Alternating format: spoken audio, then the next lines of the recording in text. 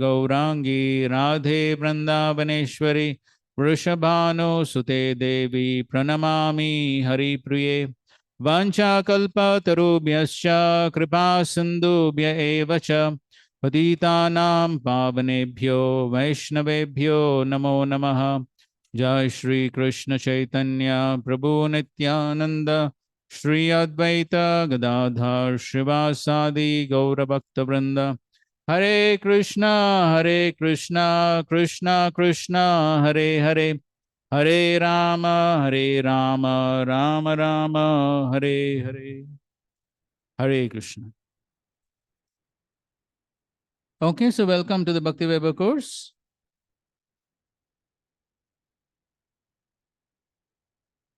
So this is an amazing seating arrangement.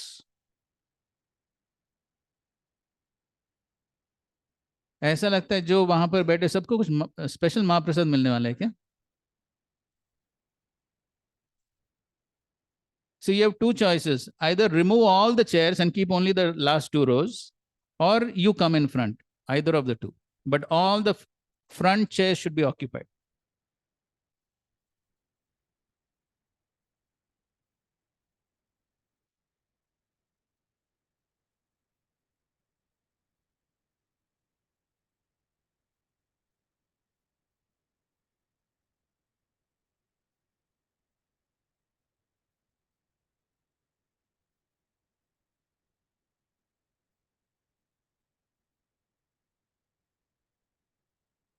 Our simple norm is if you find an empty chair in front of you, please occupy it.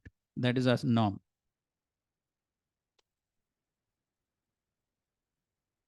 Till this happens, we won't start the class.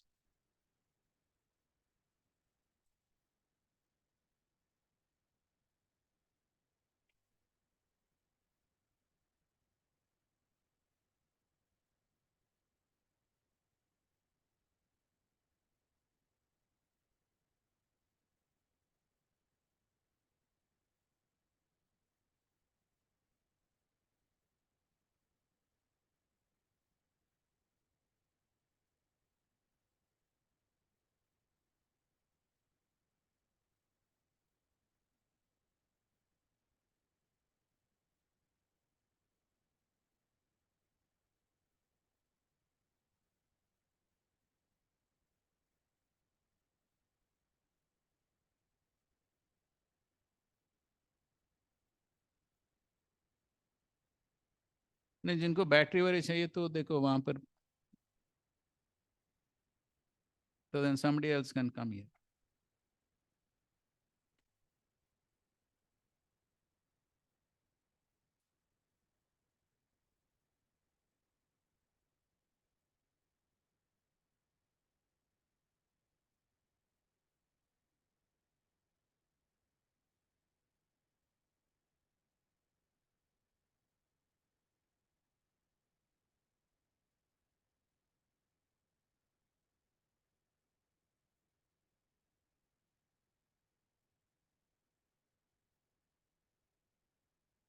निकाल दो फिर।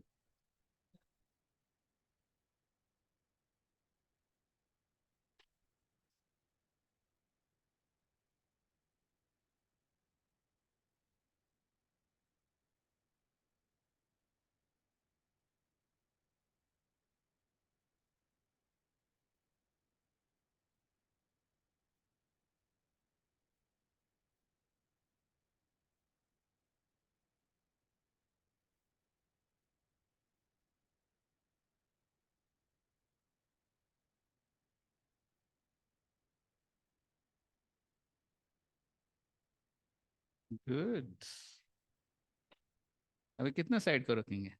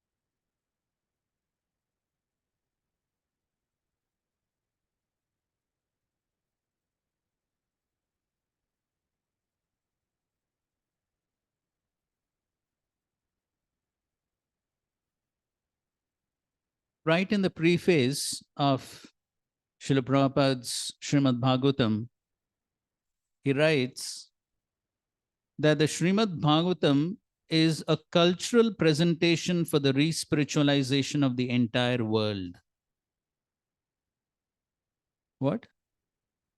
Cultural presentation for the re-spiritualization of the entire world. So somebody would like to explain this statement. What is the meaning of culture?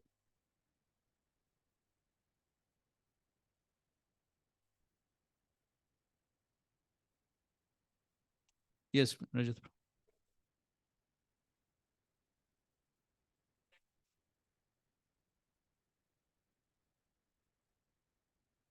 Okay, practices. Okay, practices from beginning child. Okay, fine. Some other thoughts? What is meant by culture?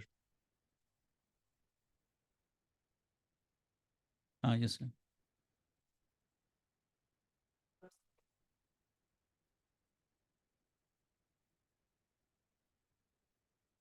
Okay, okay, that's also a good answer. Overall way of living, overall lifestyle. Okay, good. What else? What else? Pardon.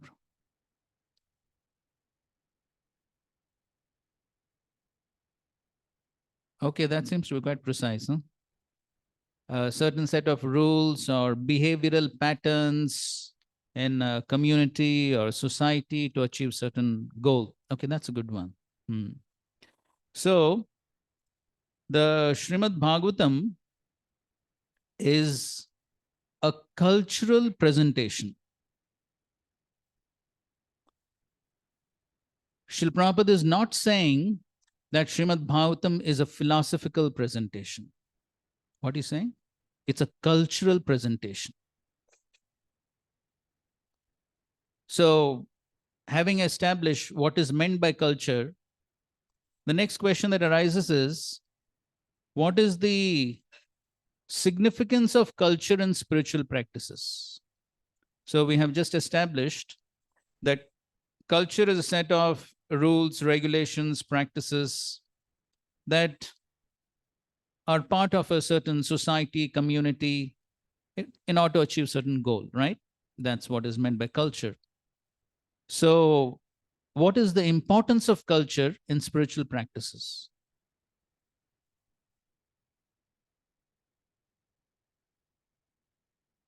Yes.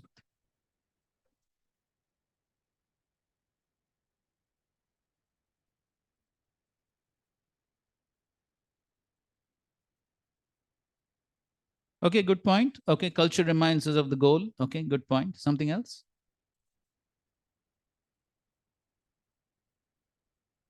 Oh, that's amazing. Quite poetic, huh? So, culture is a vessel or a container to hold the spiritual practices. I think so that requires a little bit of purport also.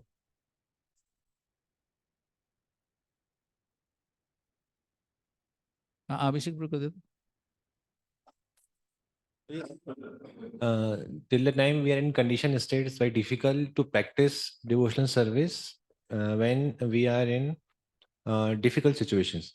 But when we are in a situation which is favorable for practicing bhakti, so that becomes, a kind of natural or easygoing to practice those principles. So if we are culturally in a situation where we can easily follow, so it becomes very easy. So Okay, okay. So that means the culture creates a favorable environment for the spiritual practices. Correct? Okay, good point.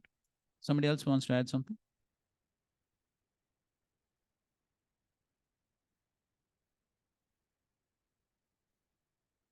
Yes, Janardhan.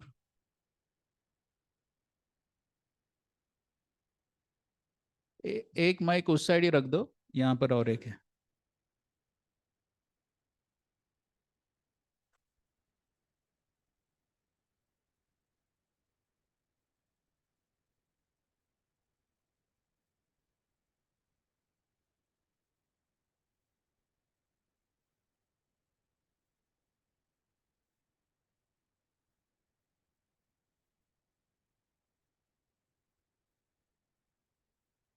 Okay. So facilitates different individuals to move towards the ultimate goal.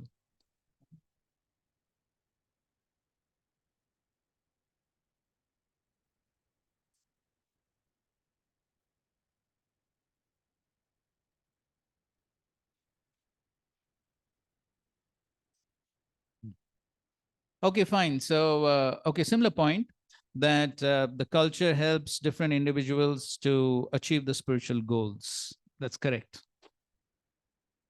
So, the culture definitely creates a favorable environment for the spiritual practices. So, therefore, the Srimad Bhagavatam, as we were discussing this morning, in today morning Srimad Bhagavatam class, we were hearing of character, behavior in the pastime of which pastime? Chitraketu Maharaj and Lord Shiva and Parvati. So there was the whole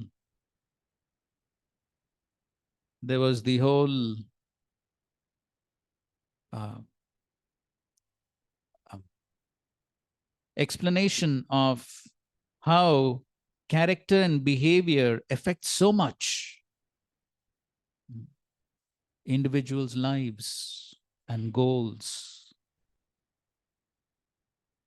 So if the culture is improper,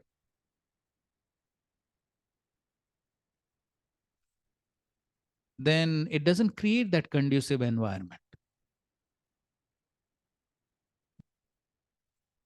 How many of us have experience of traveling in trains? Needless to ask, but still. Indian Railways. Oh, some don't have experience.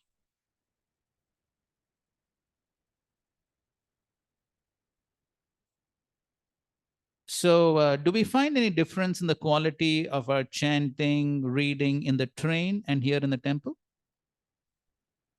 Hmm? What difference you find? Give Prabhuji the mic. Very emphatically said, lot of difference. आओ दूसरा mic दे दो.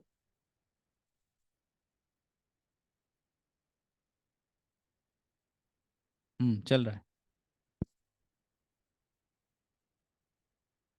Feel less enthusiastic to chant. Think we feel more enthusiastic to sleep because everyone want to sleep. Correct. And many more things, distractions, more distractions. Correct. So why we feel the difference? What is the cause? Cause is the environment around. That's Yes, the cause is the environment around. So this is the fundamental premise to learn the Bhagavatam. We have to be in the right frame of mind and create the right atmosphere. Then we can understand the Bhagavatam. So, therefore, I'm referring to this because if everyone is scattered all around the class, is that a very favorable environment or unfavorable environment? That's not a favorable environment. It looks what? Typical ISKCON language, you can say what? Spaced out. Everyone is spaced out.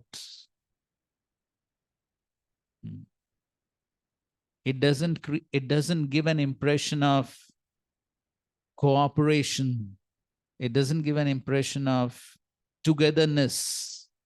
It doesn't give an impression of eagerness and enthusiasm to learn, neither for the audience nor for the speaker. And we are especially referring to this. It's not a problem here. It is a universal ISKCON problem. Just like yesterday we saw when Mahatma Prabhu came to give class, then even before Prabhuji was singing the Guru Puja, Prem Dhwani was going on. And even as the Prem Dhwani was going on, devotees were already sitting right in front. They were sitting, correct? Already packed. And in today's class, the entire front area was empty. Entire front area was empty.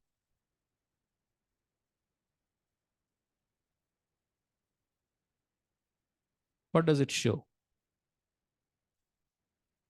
हाँ क्या शिवराम मिश्रा बोलो हाँ नहीं more precise. What does it show?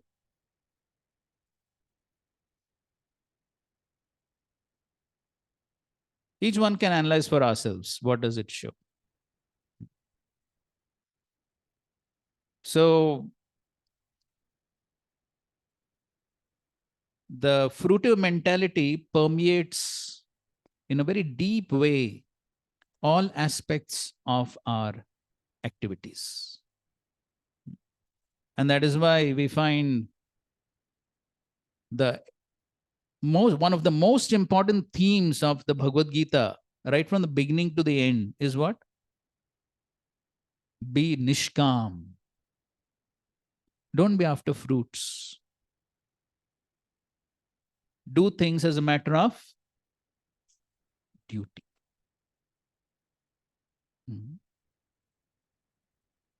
So if we don't have that mentality, if we have a very fruitive mentality, then we cannot understand Bhagavatam. If we have a fruitive mentality, there's no question of understanding Bhagavatam. We are looking for information. We are looking for information. So whoever is going to give better information, I'm very eager to hear. If somebody is not going to give me that information, then it's a boring class. This is culture. This is culture. As you define culture as what? A set of practices. Our behavior is defining what is the culture, the behavioral patterns. And that behavior is what is indicating our consciousness. Because both are very much related. Because of one's consciousness, one behaves in a certain way. That's what Krishna is speaking about in the Bhagavad Gita.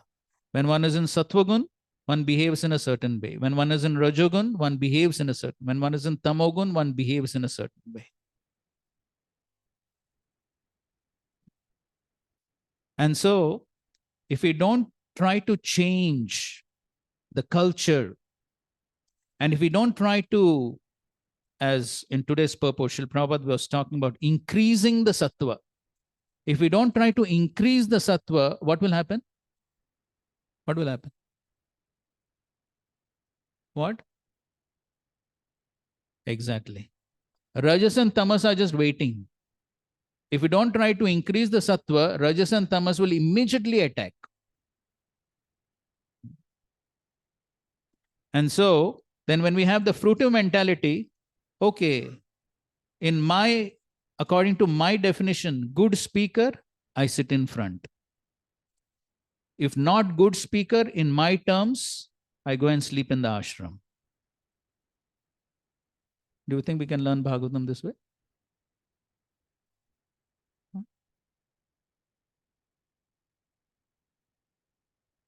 No, we cannot. Of course, I'm laying the foundation of what we're going to discuss.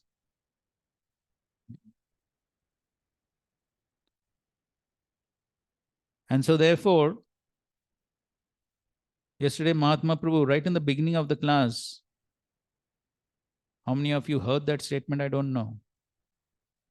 But right at the beginning, even before he began his presentation, he said, yes, very beautiful temple. And then he said one statement after that. Anybody heard it? Yes. What makes a temple beautiful are the devotees. And that obviously implies the behavior of the devotees. So therefore, if we don't make a conscious effort, yesterday the whole discussion was on making a conscious effort to change the quality of our chanting, to change the quality of our hearing. If we don't make the conscious effort to change, to improve, then naturally what will happen? By the influence of the lower modes, it is bound to go down. It's bound to degrade. That is natural. That doesn't require much time. It is bound to happen.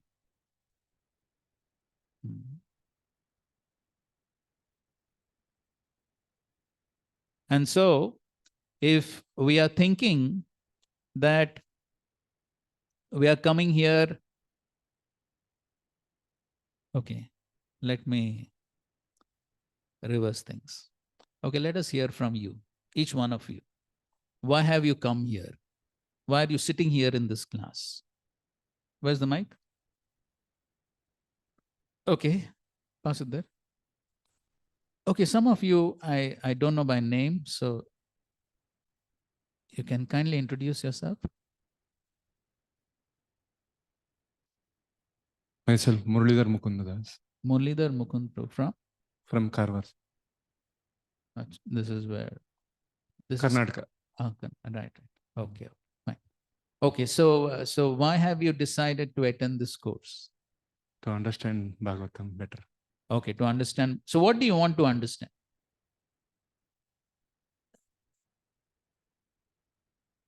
By understanding Bhagavatam, I can improve my devotional life. Okay, by understanding Bhagavatam, want to improve our devotional life. Good. No, yeah, again.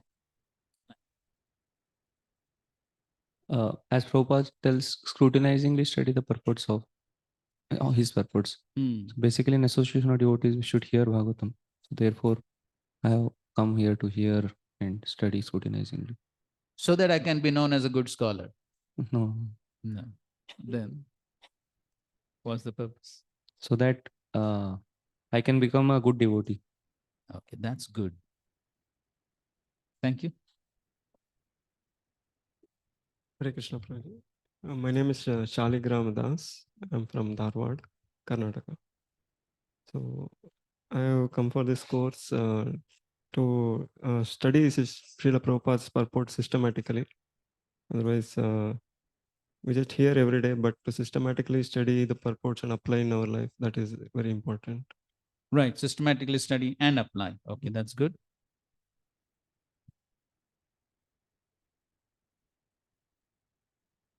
Bhagavatam is not different from Krishna. And to understand him, and although we have read it once, but to deeply understand with your experience also, because every speakers fragment. Everyone Lord speaks in different ways. So when the speakers say their own feelings, then we are able to churn more and learn more from that and make it as our experience also gradually. Okay, good. Learn more and apply more. Continuation of Bhagavad Gita means like end of the Bhagavad Gita. And we know about Krishna, complete Bhagavad. Okay, understand more about Krishna. Good, thank you. Guruji, means when we read Bhagavatam, so in daily life, how we can apply it and for the betterment of ourselves and masses, means in general, because Bhagavatam has all the solutions if we study nicely. So I'm looking, means I'm here for that so that I can apply in my life also and share with others. Okay, good. Apply in one's own life, share with others. Good. To understand Prabhupada's purports translation more better way and to become more Krishna conscious. Right, good. Understand the Bhagavatam to become more Krishna conscious. Good. In purport, Prabhupada tells that one devotee should hear Krishna Katha. Srimad Bhagavatam is a Krishna Katha. And it's better if you learn, scrutinizingly read, then you can render better devotional service by teaching and you can teach the devotee. So that's why. Okay, good.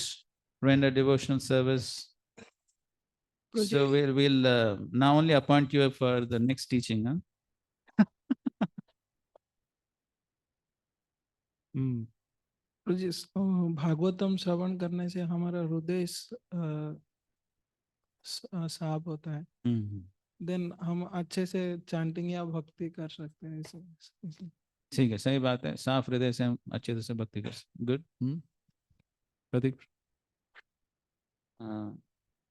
I also had that intention of systematic and scrutinizingly studying Srimad Bhagavatam, and by this, this will give me a opportunity to revise also from our Bhakti Shastri courses. Wherever references of Bhagavad Gita shlokas and this shlok comes, that will give me opportunity to revise earlier Bhagavad Gita and what I learned there. Okay, good. Thank you. Hare Krishna.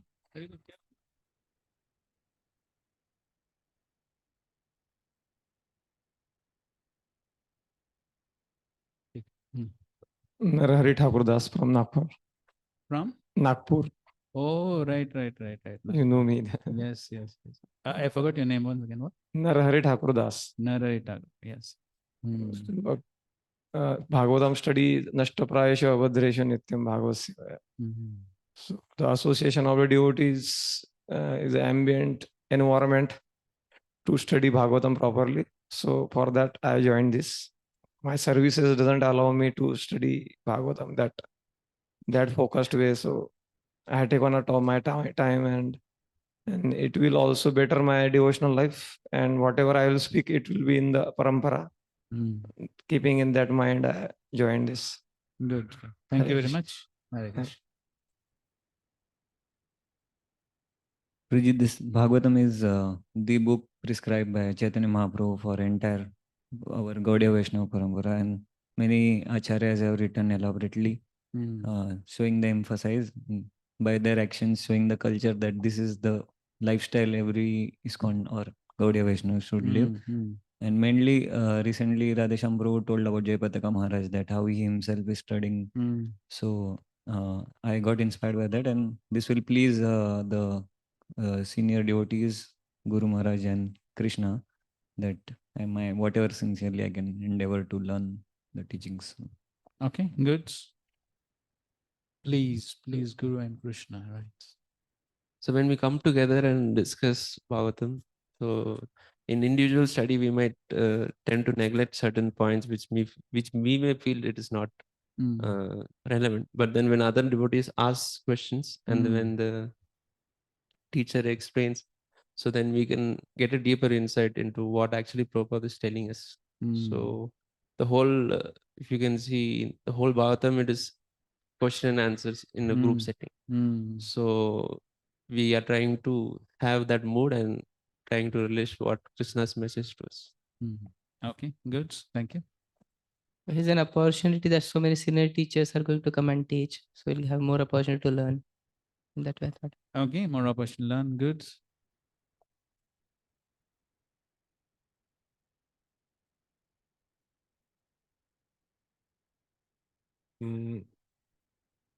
To basically to fill my mind and heart with the Krishna's pastime and Krishna's activities, because it is full with so many material contamination, material activities. So I just want to fill it with Krishna's activities, how it operates in devotees' life. That's all. Okay, to replace the contamination. Okay, good. To understand Srimad Bhagavatam with the help of a teacher and to better know my relationship with Krishna and what is my duty towards him. So in order to learn that. Okay, Sambandha Abhideya Provision.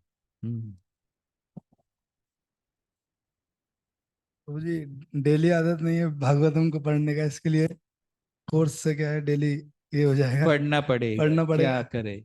और ये पढ़ेंगे तो फिर इसके बाद चैतन्य चैतन्य पढ़ेंगे, तो इसको कंप्लीट करके आगे। Good. Okay, fine. Okay. So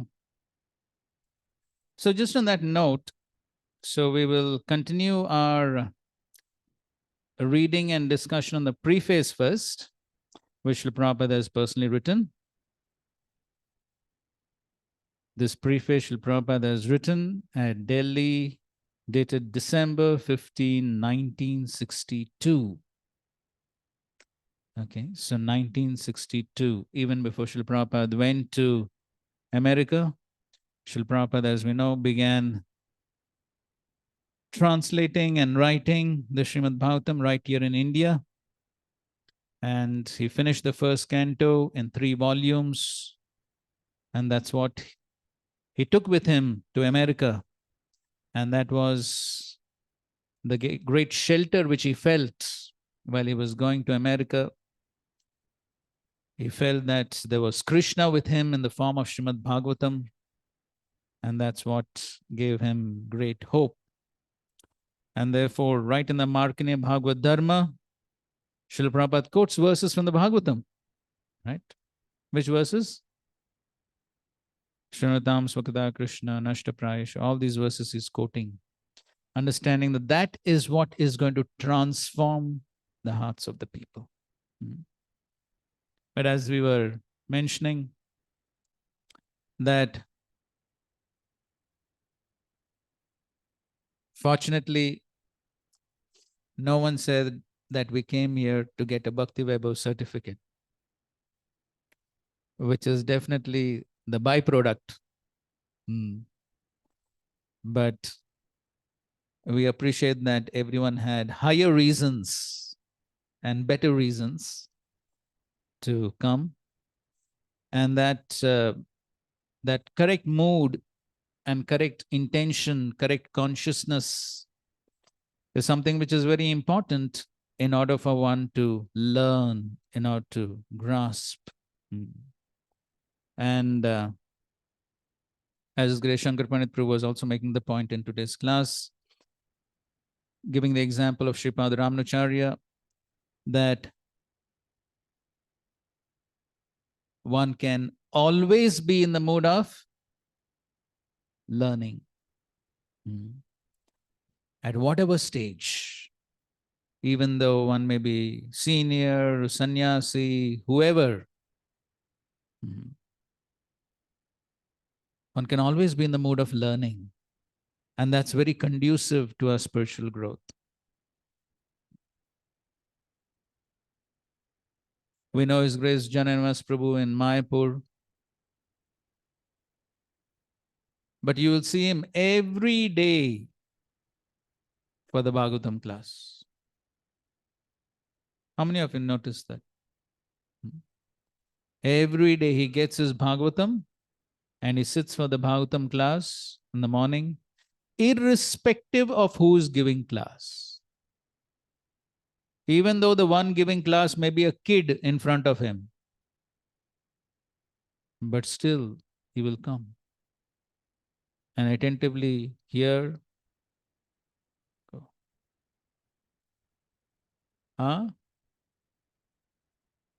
Yes. So in fact, once one devotee asked him, Prabhuji, you're so senior, why do you daily come like this? I know I already mentioned this, I suppose, in a previous class. So what was his answer? Yes. Simple answer. Nothing too philosophical, nothing too complicated. Because Srila Prabhupada said. That's all. That is faith in the Acharya's instruction. And that simple faith is what helps one achieve progress.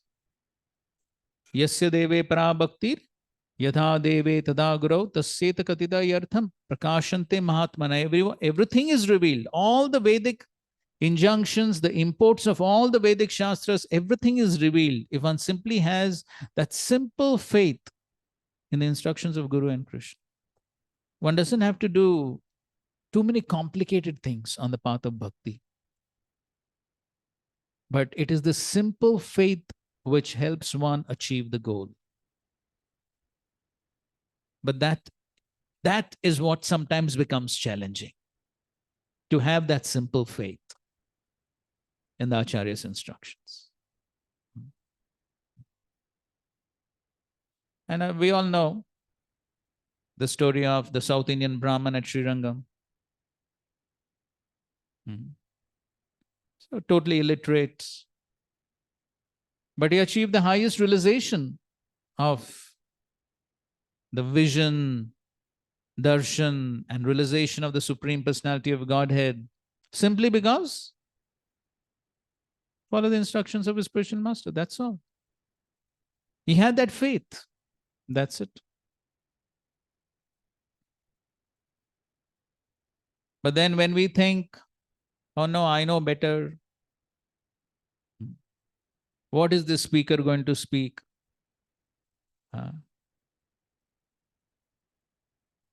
I've given so many wonderful classes, impressed hundreds and thousands of people. Why should I sit in the class of this devotee and hear? It's a waste of time. Let me do something better. Let me take rest. So we can do all these things. We can do all these things. But who is to gain or who is to lose? Who?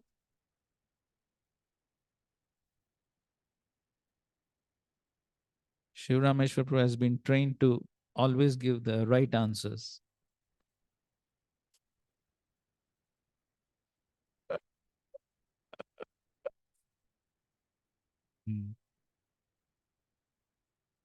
So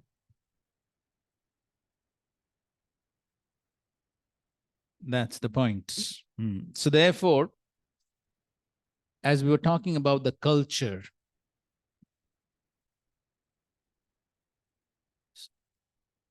so just that scene this morning, that whole front area was empty.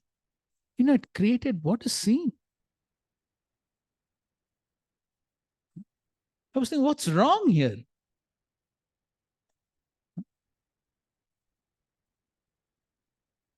Is the Bhagavatam so boring?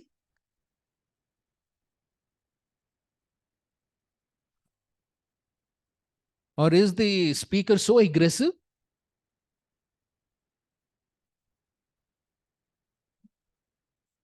We are giving a very loud message we're giving to everyone. What is that?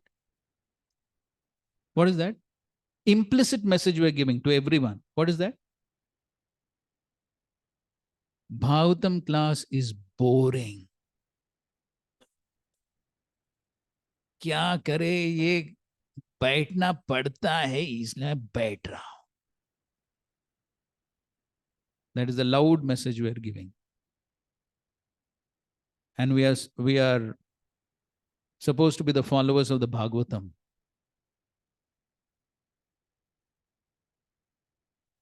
And I was just thinking, how will the speaker feel seeing that scene?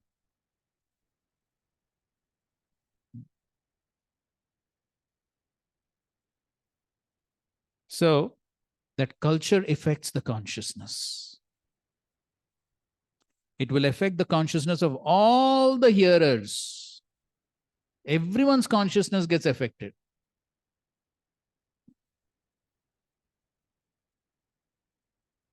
And then when everyone is together, everyone is enthusiastic, that consciousness spreads. And that is why the Bhagavatam is to be heard in association.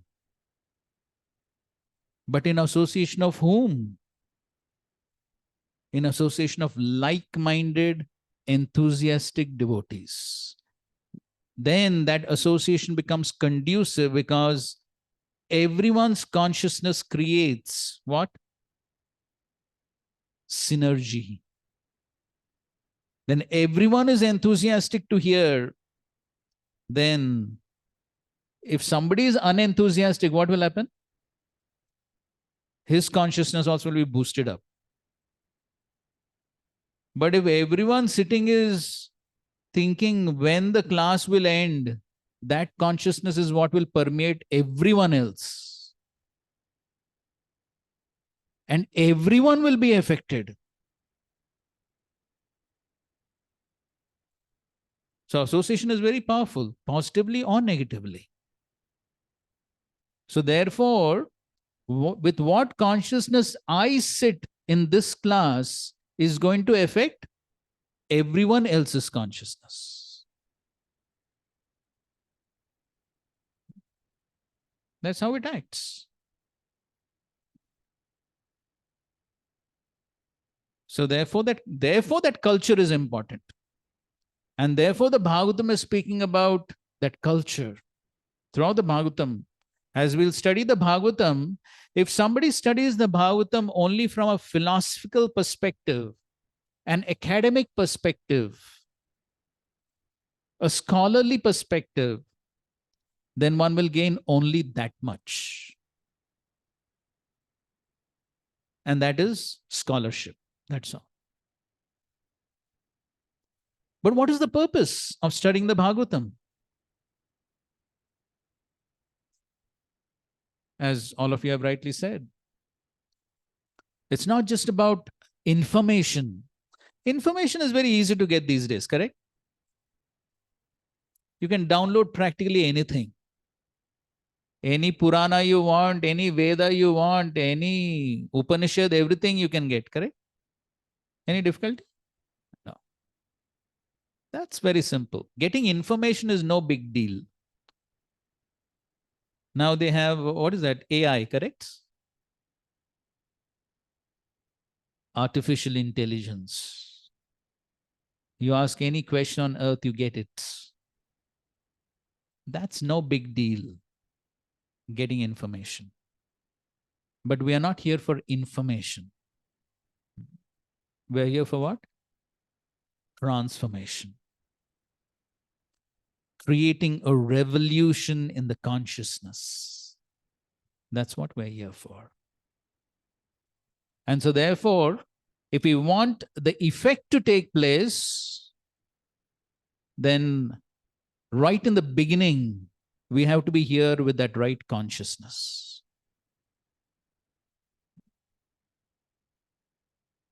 As yesterday, Mahatma Prabhu, in no uncertain terms, spoke about why we are here in ISKCON. What is that? Yes, not for pakodas. What for then?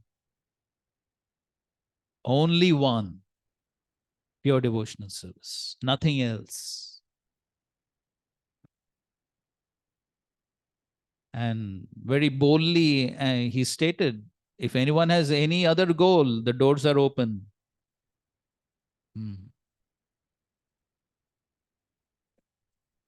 Yes, that's all. And Srila Prabhupada, in no uncertain terms, very clearly states that purpose. And that's what the Bhagavatam is meant for. So at least the goal must be clear. Just like we find these days, students are very eager to join IIT, study engineering in IIT. So from when they start preparing? Exactly, that's very precise. I was in one place recently where one devotee is actually having coaching classes for IIT, and he was taking students from 6th class.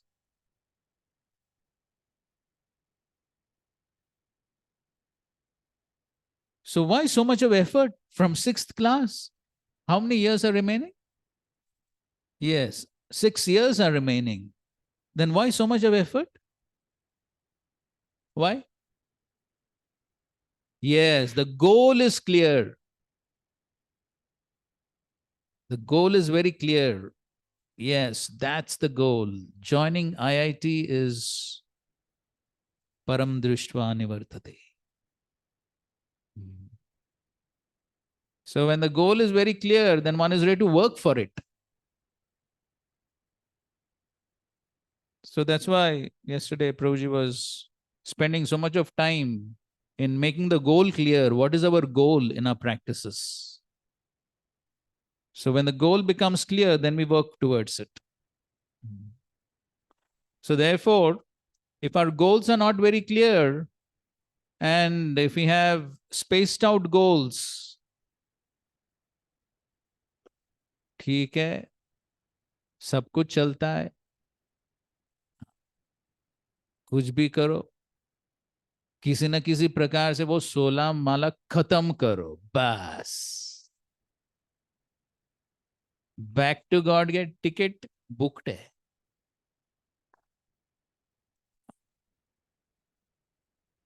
So if we have all these fancy ideas, then we won't be doing much. Then it's basically same materialistic life in the garb of spirituality. That's all. So it's a garb. We are putting on dress, tilak, everything. It's a garb. An outside garb is there. Dress is there. Externals are there. But then where's the consciousness? So with that, we cannot achieve much. It will be simply some work will be achieved, not bhakti. It will be some work. Some work is going on in this building. Like in all other buildings, so much work is going on, correct? In factories, work is going on. So many places, work is going on. Here also some work is going on.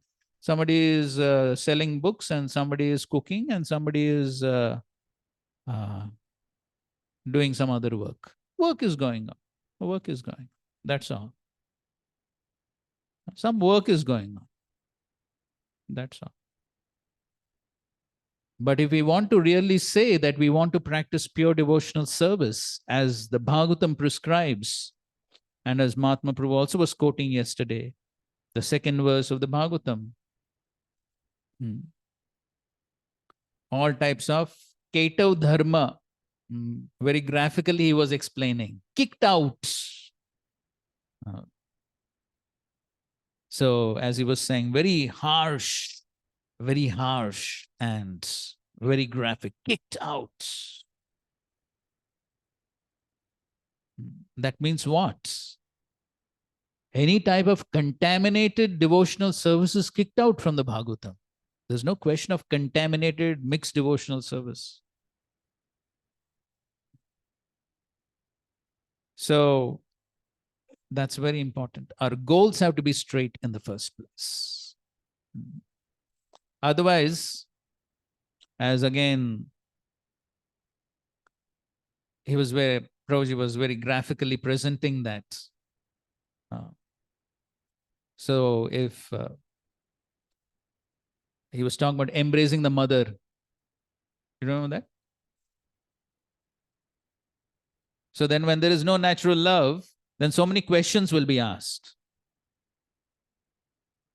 How to do, when to do, what to do.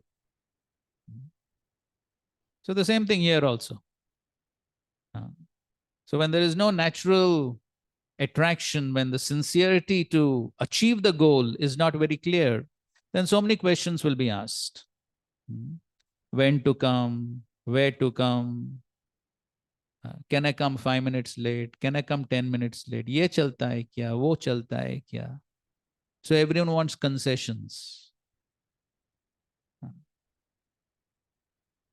So then one is looking for those leniences, one is looking for concessions because goal is not clear. One is not very eager for it. But when one is eager, then nothing needs to be said. So just like if somehow if the news comes here that gulab jamuns are being distributed down, any invitation required? No invitation required. Everyone will pounce on it. That's natural. There's a natural taste. So similarly, all the practice of devotional service is the same thing. Okay, I may say I don't have taste right now. Okay, agreed. But then the Bhagavatam is also telling what to do if I don't have taste. Or why speak of Bhagavatam? One of the Bhakti Shastras is speaking. Nectar of Instruction is speaking. What to do if we don't have taste? Yes. Kintu adarat anudhinam kalusaiva jushta swadvi kramat bhavati tad gadamulahant. So two things. Adarat and anudhinam. Adarat means with respect. That seems to be a more literal translation, but what Srila Prabhupada specifically translates Adarat as? Huh? Faith, carefully, attentively. That's how Prabhupada translates that as attentively. So when one has liking for something, or at least when one is trying to develop that, then one does that activity attentively because one knows that this activity is important. So daily, regularly, attentively, when one does the activity, then gradually one will be purified. So this all is the culture that we're talking about. That just that one statement we are still trying to explore. That culture. And that's what the Bhagavatam is teaching us. Bhagavatam is not simply a philosophical treatise. The philosophy goes with the culture. Because if the culture is not there, the philosophy doesn't make much sense. The philosophy doesn't make much sense. Srila Prabhupada, and this also, those who have done Bhakti Shastri, I keep repeating many things, sorry for that. You will hear many things again. So Srila Prabhupada talks about his experience at Allahabad. When he was at Allahabad, there was now Prayagraj. There was a Mayavadi sannyasi who came to give a lecture, and thousands of people, we see that, right? Big Sadhu Maharaj with big beard and all that. So then thousands of people come, and no doubt he gave a good class. But immediately after the talk, what? He went behind the stage. Bidi ka hai? Bidi.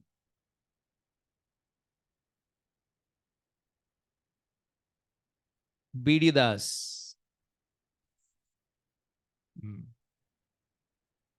What has he learned Bhagavatam? Huh? What has he learned? And that's what Lord Balaram, the Adi Guru, wanted to very emphatically show in his pastime with Romarshan. He wanted to show very graphically, emphatically, that study of Shastra is not simply about information. So Romarshan was speaking very wonderfully. But then Lord Balaram said, even though this person is a very great scholar, direct disciple of Vyasadeva himself, but he has not developed any good qualities like humility. Therefore, all his learning is simply waste of time, like an actor playing his part on stage. Sirf dikhawa hai, bas. Because all that information, all that knowledge has not led to transformation. Therefore, it is useless. And then Lord Balram, Kusha grass. So Lord Balram wanted to show you either become Trinadapi or the Trin will kill you.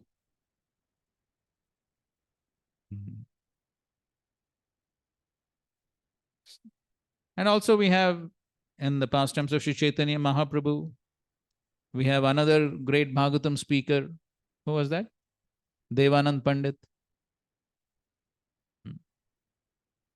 So Mahaprabhu was wild with him. Why? There was a problem with what? What was the problem with Devanand Pandit? Yes, he offended Srivas Thakur. That means he didn't know the culture. He didn't know the right practices. He didn't understand the culture. That's what he didn't understand. And therefore Mahaprabhu said, your study and speaking of Bhagavatam is all useless. Mahaprabhu was so wild, he was going to tear apart his Bhagavatam. He was so angry. And then we know after he served Vakreshwar Pandit, then Mahaprabhu forgave him and said, and then he gave him instruction. Now you explain the Bhagavatam according to the principles of bhakti. And that is, bhakti means how to please Guru and Krishna and the Vaishnavas. So, therefore, the goal of the study of the Bhagavatam should be very clear. Because if that goal is not clear, then it'll be so superficial. Then for everything, we have to tell people, please come to the class on time. Please come to the class at least.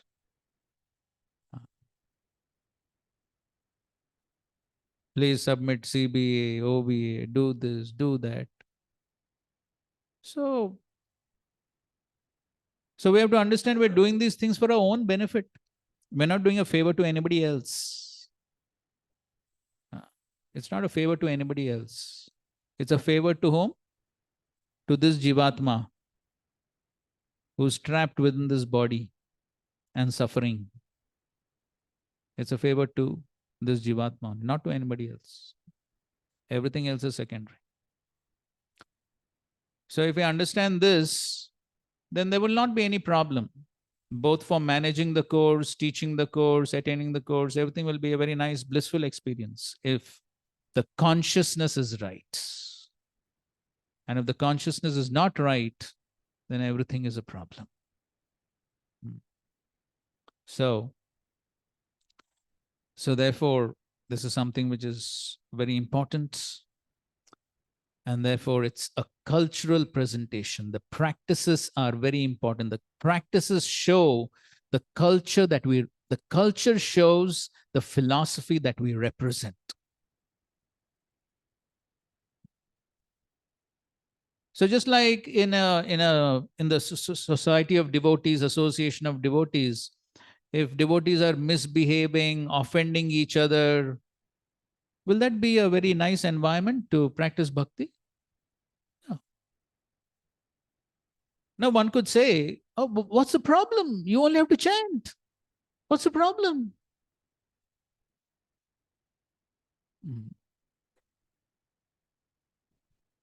And that is why so much emphasis is laid on that culture. And the Bhagavatam, as we will see, the Bhagavatam, the personalities within the Bhagavatam are showing, are exhibiting that culture, as we are seeing in the case of Chitraketu Maharaj. So that's the goal. And that's what we have to learn from the Bhagavatam. How to emulate these personalities, how to learn from them, how to transform my life in accordance to what they are teaching. So these are some important points. So now we will, first of all, read the preface. So one paragraph after one paragraph you can read, and if there is something we want to elaborate, we will try to elaborate. Okay, so Rajatpur, you have the mic, you can start.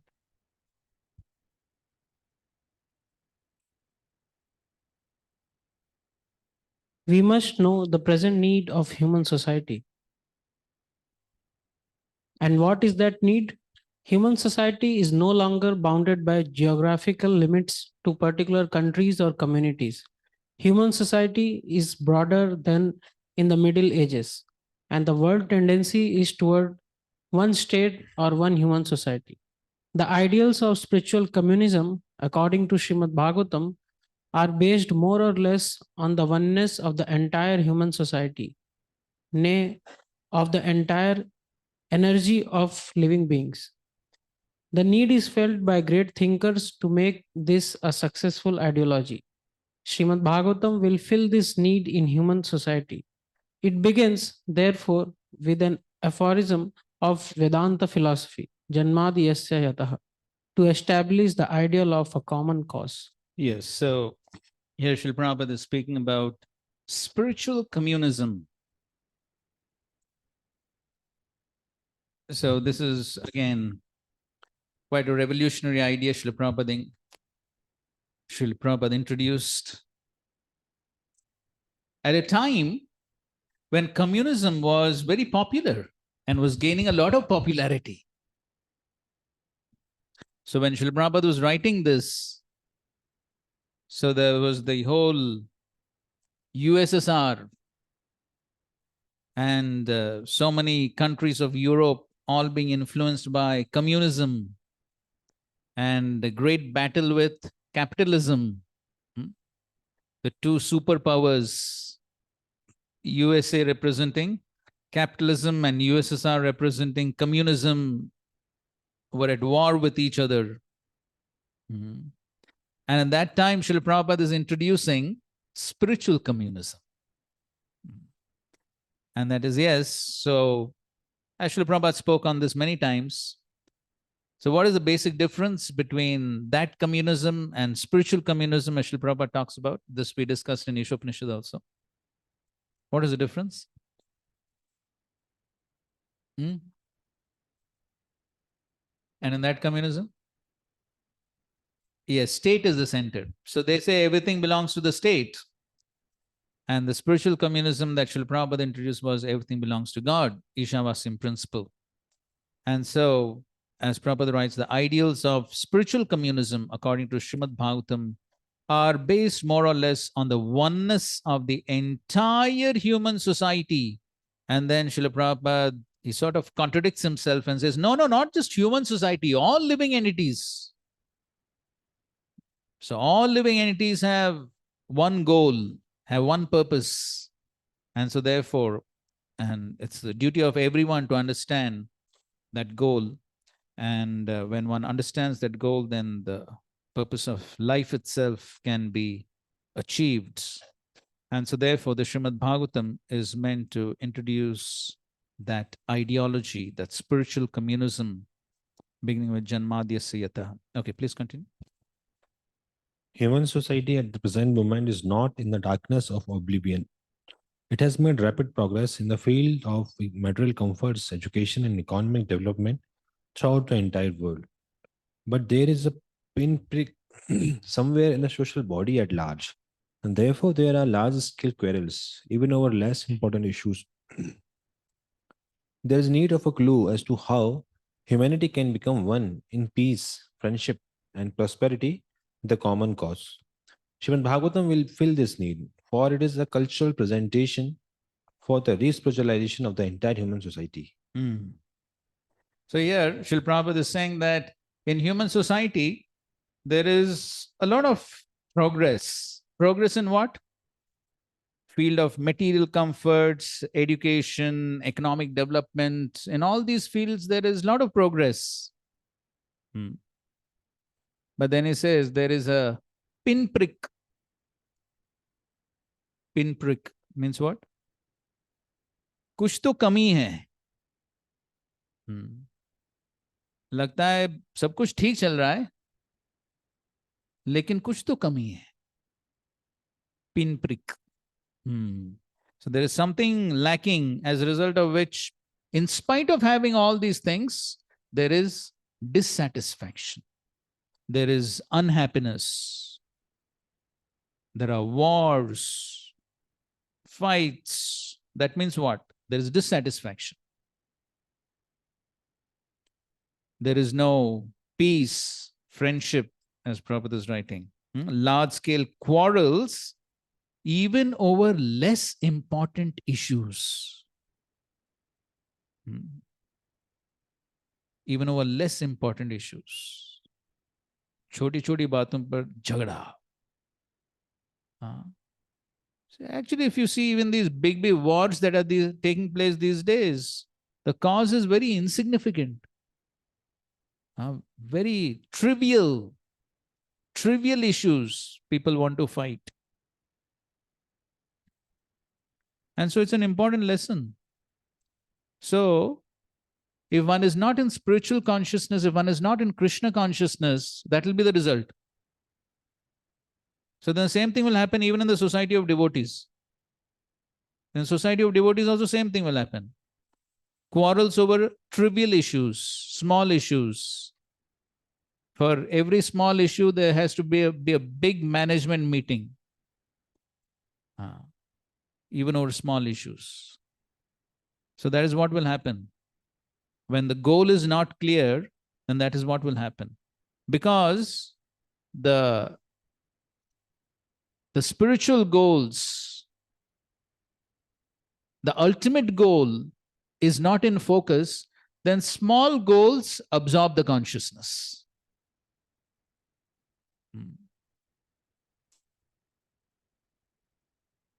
So just like if, again, that same example of the student who's studying to enter the IIT. So he has to study so much of difficulty, right? But that difficulty does not become a big issue for him. Why? Higher goal. So when the goal is clear, then small inconveniences, no problem. One is ready to face it. But when the goal is not clear, then even small inconveniences become very big, very prominent. That occupies the entire consciousness. Are isne ye ka, usne wo ka. Then all these small things become big issues.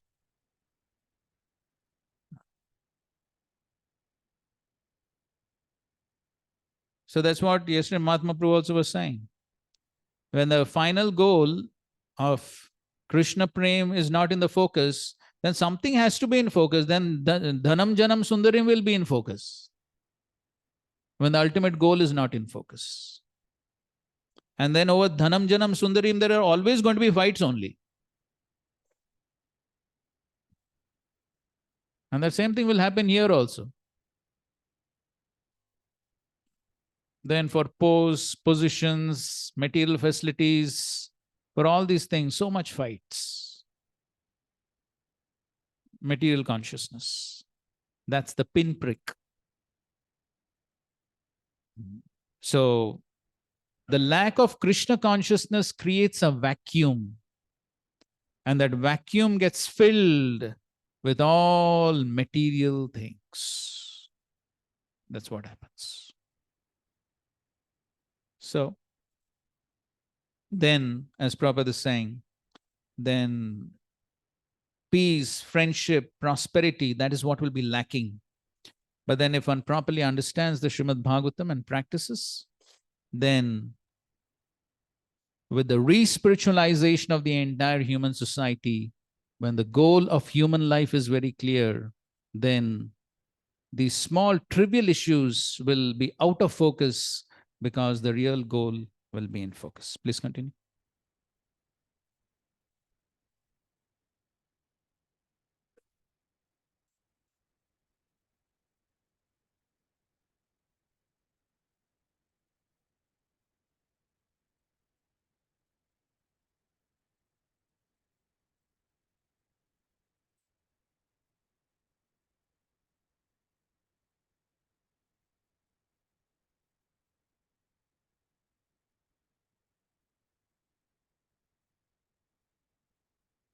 ठीक है आप पढ़ो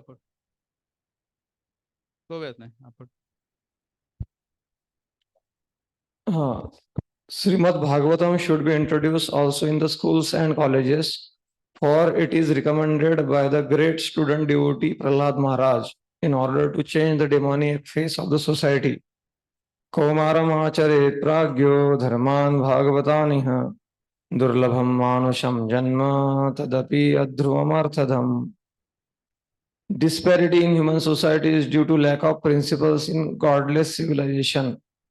There is a God or the Almighty One from whom everything emanates, by whom everything is maintained, and in whom everything is merged to rest. Material science has tried to find the ultimate source of creation very insufficiently, but it is a fact that there is a one ultimate source of everything that be. This ultimate source is explained rationally and authoritatively in the beautiful Srimad Bhagavatam or Srimad Bhagavatam. Okay, so this ultimate source is explained rationally and authoritatively. So rationally means logically. So very logically and authoritatively, this is explained. And Prabhupada is explaining that how this must be introduced in schools and colleges. So the earlier it is introduced is better. Then people can lead a life on the principles of a godly civilization, not godless civilization. Continue, please. Srimad Bhagavatam is the transcendental science not only for knowing the ultimate source of everything, but also for knowing our relation with Him and our duty towards perfection of human society on the basis of this perfect knowledge. It is powerful reading matter in Sanskrit language, and it is now rendered into English elaborately so that simply by a careful reading one will know God perfectly well. So much so that the reader will be sufficiently educated to defend himself from the onslaught of atheists. Over and above this, the reader will be able to convert others to accepting God as a concrete principle. Right. So Prabhupada is writing, there must be a quality of the reading. What Prabhupada is saying? Yes, careful reading, careful reading. So that same thing, adarat, attentive or careful reading. Then one will know God perfectly well, so much so that the reader is sufficiently educated to defend himself from the onslaught of the atheists. नास्तिक लोगों का आक्रमण हो रहा है, आक्रमण, onslaught. So that is going on. How much time is going on? This onslaught of the atheists? Once in a year or how much? Yes, every moment. Maya is attacking. Every moment Maya is attacking. Onslaught of atheists. That is Maya's attack. All directions, 24/7, there is onslaught. And so therefore we have to be ready to counteract that by understanding this knowledge. So if one carefully reads the Bhagavatam, then the reader will be sufficiently educated to defend himself. And the reader will be able to convert others also to accepting God as a concrete principle. Continue. Srimad Bhagavatam begins with the definition of the ultimate source. It is a bona fide commentary on the Vedanta Sutra by the same author, Srila Vyasadeva, and gradually it develops into 9 cantos up to the highest stage of God realization. The only qualification one needs to study this great book of transcendental knowledge is to proceed step by step, cautiously, and not jump forward haphazardly, as with an ordinary book. It should be gone through chapter by chapter, one after another. The reading matter is arranged with its original Sanskrit text, its English transliteration, synonyms, translation, and purpose, so that one is sure to be a God-realized soul at the end of finishing the first 9 cantos. So here again, Srila Prabhupada is talking about the methodology of reading. What is the methodology of reading? One needs to study this great book. Study. Not read like a novel. Study. Study this great book of transcendental knowledge. Proceed step by step, cautiously, and not jump forwards haphazardly like an ordinary book. So that is the benefit of this course, that one can go through systematically. And he says at the end of reading 9 cantos itself, one will become God realized. Of course, in order to become Krishna realized, then 10th canto. But then at the end of 9 cantos, one will understand who is the greatness of God, who is God and his greatness. But then the full realization is after the 10th canto. Okay, and of course, Prabhupada has a purpose in writing that. So the next paragraph, read. The 10th canto is distinct from the first 9 cantos because it deals directly with the transcendental activities of the personality of Godhead, Sri Krishna. One will be unable to capture the effects of the 10th canto without going through the first 9 cantos. The book is complete in 12 cantos, each independent, but it is good for all to read them in small installments, one after another. Continue. I must admit my frailties in presenting Srimad Bhagavatam, but still I am hopeful of its good reception by the thinkers and leaders of society on the strength of the following statement of Srimad Bhagavatam 1.5.11. Tadvag visargo janataga viplavo yasmin pratishloka abhadavadyapi namanyanastasya yashongitani yad Shrinvanti gayanti grunanti sadavaha. On the other hand, the literature which is full of descriptions of the transcendental glories of the name, fame, form, and pastimes of the unlimited Supreme Lord is a transcendental creation meant for bringing about a revolution in the impious life of a misdirected civilization. Such transcendental literature, even though irregularly composed, is heard, sung, and accepted by purified men who are thoroughly honest. Yes. Yes, so that's the purpose of the Bhagavatam, to bring about a revolution, viplava, revolution in the lives of the misdirected civilization. Okay, that's the preface. Now, in the introduction,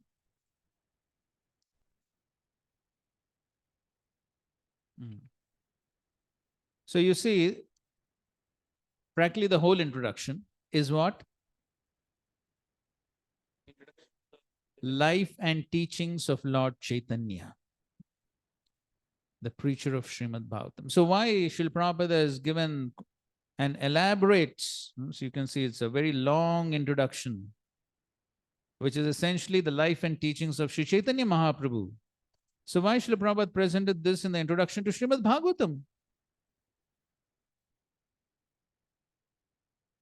This is not CC, correct? This is Bhagavatam. But Prabhupada is giving life and teachings of Chaitanya Mahaprabhu in the introduction to Bhagavatam. Why?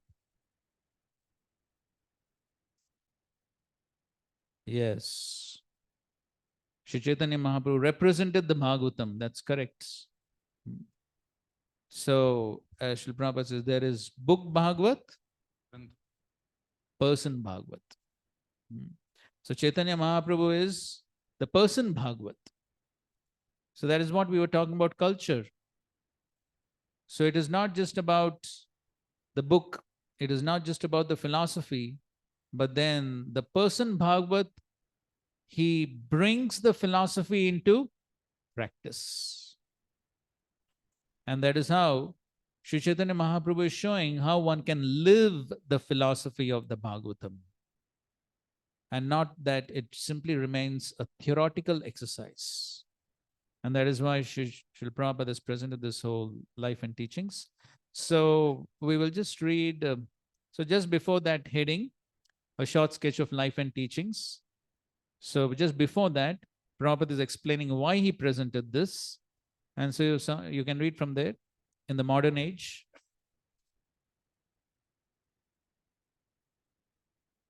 in the modern age, Lord Chaitanya Mahaprabhu preached the Srimad Bhagavatam by practical demonstration. Preached the Srimad Bhagavatam by practical demonstration. And so the Bhagavatam is to be demonstrated by practice. And that is what others will learn. Others will learn from the practice. Yad yad acharati shreshtas tat tad evetaro janaha. So whatever the leaders practice, others will emulate, others will follow. And so therefore, by practical demonstration, he showed how the Bhagavatam is to be practiced. Please go ahead. It is easier to penetrate into the topics of Srimad Bhagavatam through the medium of Sri Chaitanya's causeless mercy. Therefore, a short sketch of his life and precepts is inserted herein to help the reader understand the real merit of Srimad Bhagavatam. You can continue till that. It is imperative that one learn the Srimad Bhagavatam from the person Bhagavatam. The person Bhagavatam is one whose very life is Srimad Bhagavatam in practice. Since Sri Chaitanya Mahaprabhu is the absolute personality of Godhead, he is both Bhagavan and Bhagavatam in person and in sound. Therefore, his process of approaching the Srimad Bhagavatam is practical for all people of the world. It was his wish that the Srimad Bhagavatam be preached in every nook and corner of the world by those who happen to take their birth in India. The Srimad Bhagavatam is a science of Krishna, the absolute personality of Godhead, of whom we have preliminary information from the text of the Bhagavad Gita. Sri Chaitanya Mahaprabhu has said that anyone, regardless of what he is, who is well versed in the science of Krishna, Srimad Bhagavatam and Bhagavad Gita, can become an authorized preacher or preceptor in the science of Krishna. There is a need for the science of Krishna in human society for the good of all suffering humanity of the world. And we simply request the leaders of all nations to pick up this science of Krishna for their own good, for the good of society and for the good of all of the world's people. Okay, fine. So, and the rest of the introduction you can read for yourself. Prabhupada, of course, concludes this with Shikshashtakam. Concludes the introduction with the prime teachings of Sri Chaitanya Mahaprabhu, and that is the Shikshashtakam. Okay, so what we have prepared over here as a part of our introduction here is, so the first part is basically what we present even at the beginning of Bhakti Shastri, and that is the importance of studying Srila Prabhupada's books. So we are not going through this part because most of you were there that time. And we also hope that you remember something from what we presented. So, but we will start with this, an introduction to what is Srimad Bhagavatam. So a few quotes from the Bhagavatam itself and some other places, some other scriptures to show the importance, the glories, and the contents, the essential contents of the Srimad Bhagavatam. Okay, please read.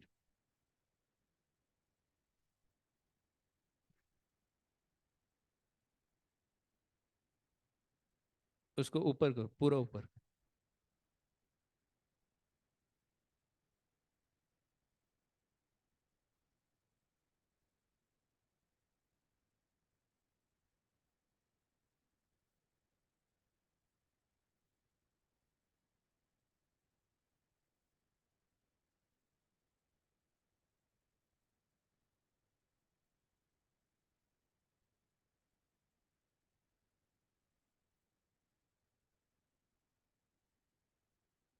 Right, quotation from the Garud Puran. So here it's saying that, so basically, as we know, of course, this point comes later on, that the Srimad Bhagavatam is a natural commentary on the Vedanta Sutra. That's what is being said over here. The meaning of the Vedanta Sutra is presented. And also the purport of the Mahabharata is also there. Ultimately, all these Shastras are meant for the same purpose. And also the commentary of the Brahma Gayatri and yes. Okay. So I think so. See, if the other mic doesn't work, those who are online will not be able to hear when you read.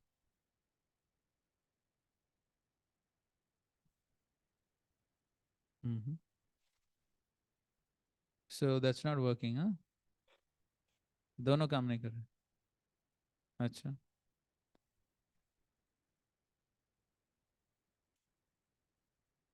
Okay. Just coming.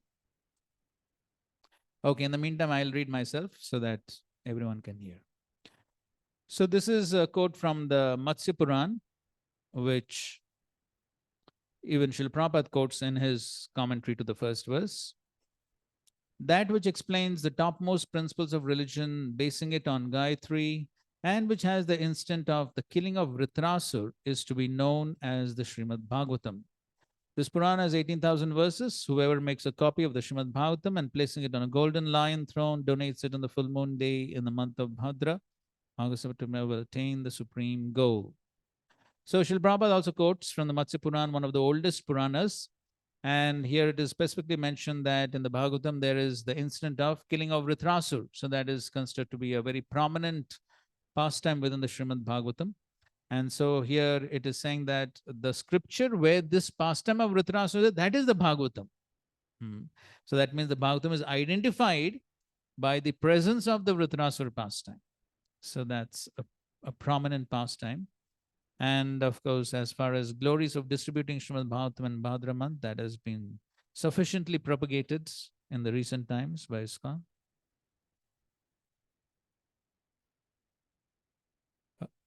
Okay, so this is from the Bhagavatam itself. Sarvaveda itihasanam saram saram samudritam The essence of all the Vedic literature and all the histories has been collected in the Srimad Bhagavatam. Okay, so it is the essence of the essence, Saram Saram. Srimad Bhagavatam was collected by the incarnation of God, Vyasadeva, and it was later taught to his son Shukdev Goswami. There's a quotation from Srimad Bhagavatam 1.3.41. Sarva Vedanta Saram hi Srimad Bhagavatam ishyate tadrasamrita triptasya nanyatrasya drati kvachit. Srimad Bhagavatam is accepted as the essence of all Vedic literature and Vedanta philosophy. Whoever tastes the transcendental mellow of Srimad Bhagavatam is never attracted to any other literature. Okay, so this is a quotation from Srimad Bhagavatam 12.13.15. Okay, so again, Sarva Vedanta Saramhi. So it is the Sar, the essence of all the Vedic literature, Vedanta philosophy. So that is Srimad Bhagavatam, Srimad Bhagavatam Ishyate. Tad Rasamrita Triptasya. So whoever tastes this Amrita, so whoever tastes this Amrita and Rasa, it is filled with Rasa. The relationships of the Lord with his devotees, that is the Rasa. And it is like Amrit. So if one tastes Amrit, then what will be the result? Triptasya. One will be fully satisfied. So whoever actually tastes the nectar of the Bhagavatam, then will not go nectar shopping somewhere else. But then for that, one has to actually taste the nectar. So if one doesn't taste the nectar, जिसको अमृत मिला ही नहीं, तो फिर वो ढूंढते रहेगा अमृत कहाँ पर है. So it is just like the Kasturi deer. पता है ना कस्तूरी मृग, तो वो ढूंढते रहता है सुगंध कहाँ से आ रहा है, ढूंढते रहता है. कहाँ पर है? खुद में है, अंदर ही है, लेकिन ढूंढते रहता है, पता ही नहीं. So same thing will happen. The nectar is right here in Srila Prabhupada's books, but one will keep searching. Where is the nectar? In all the bookshops of Loi Bazaar.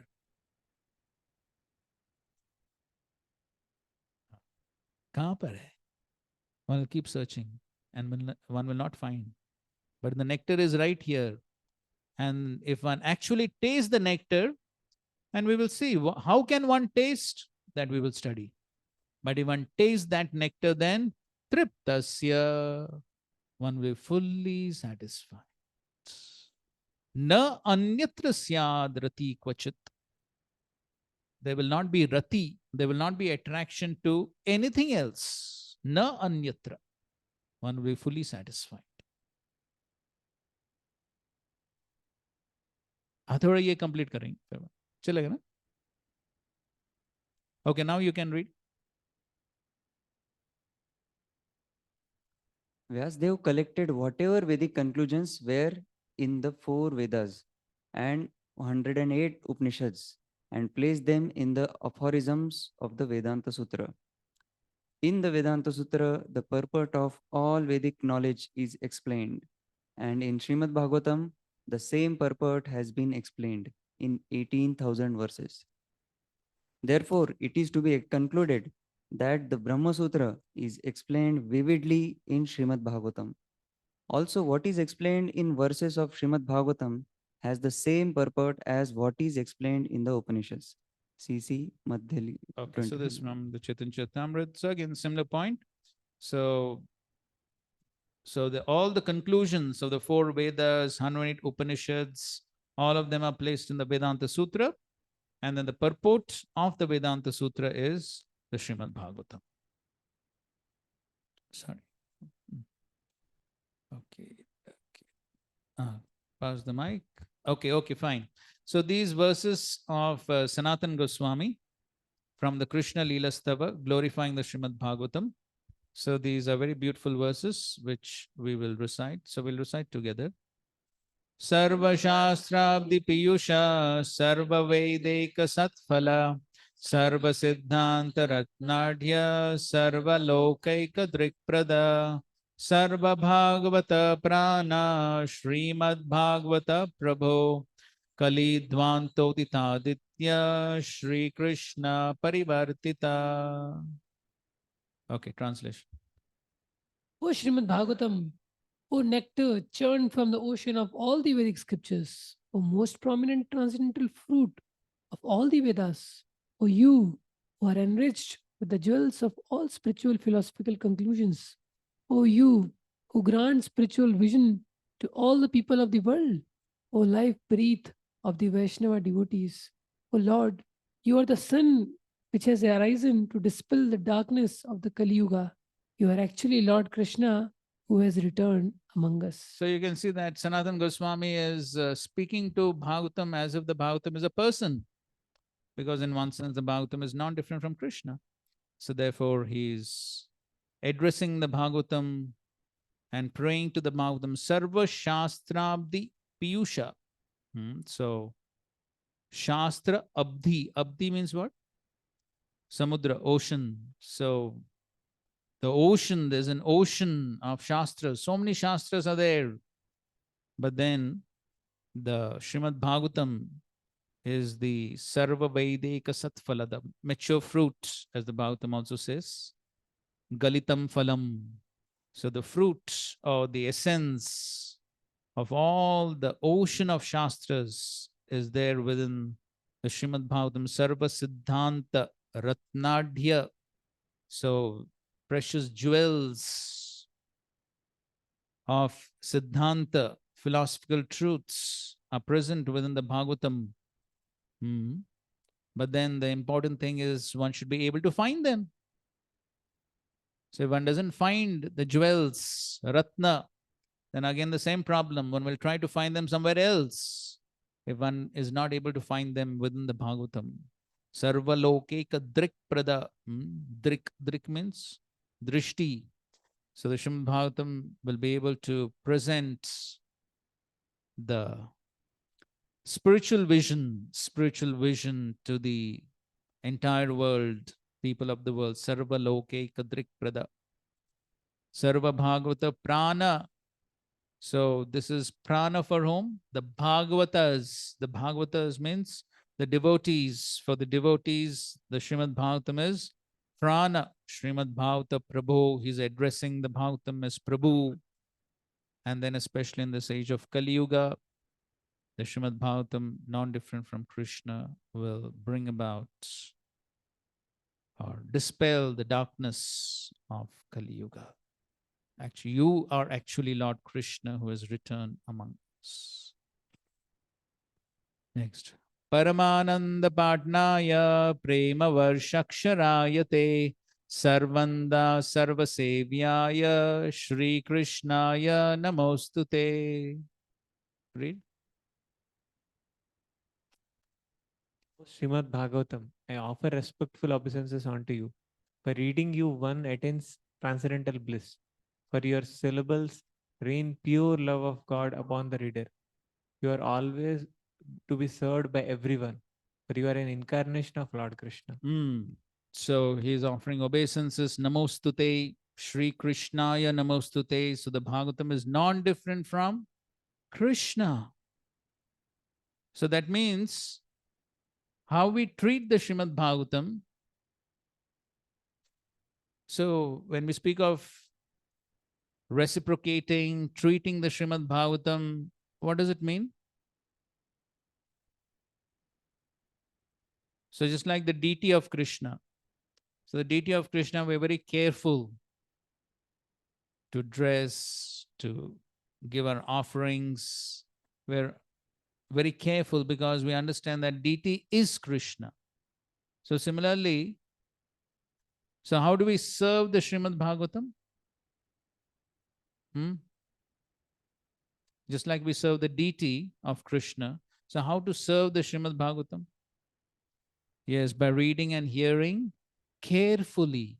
So just like one is attentive while serving the deity, so similarly, one needs to be attentive while serving the deity of Krishna in the form of Bhagavatam. So by reading and hearing attentively. And what will be the results? Prema Varsha Aksharayate. In every akshar, every syllable of Bhagavatam, there is prema. Every akshar, there is prema. Because Bhagavatam is not different from Krishna. Yes, he is the reservoir of all prema. So therefore, Bhagavatam being non-different from Krishna is also full of prema. But the important question is, can we find it? Good, at least sometimes you find it.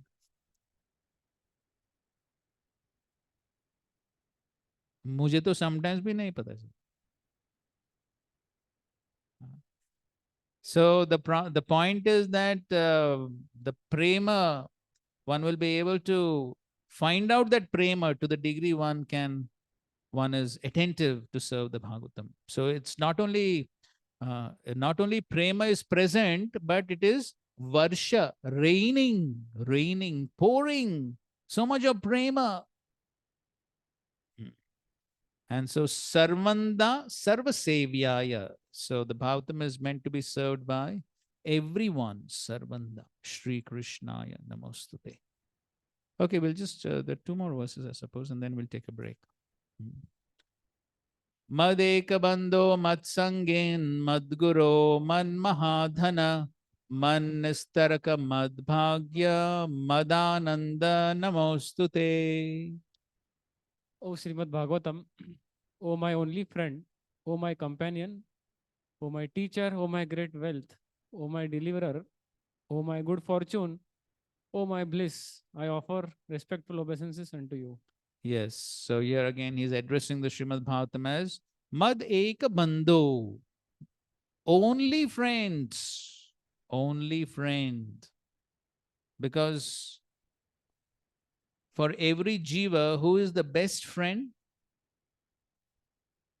What is your proof? हाँ, कौन सा श्लोक है?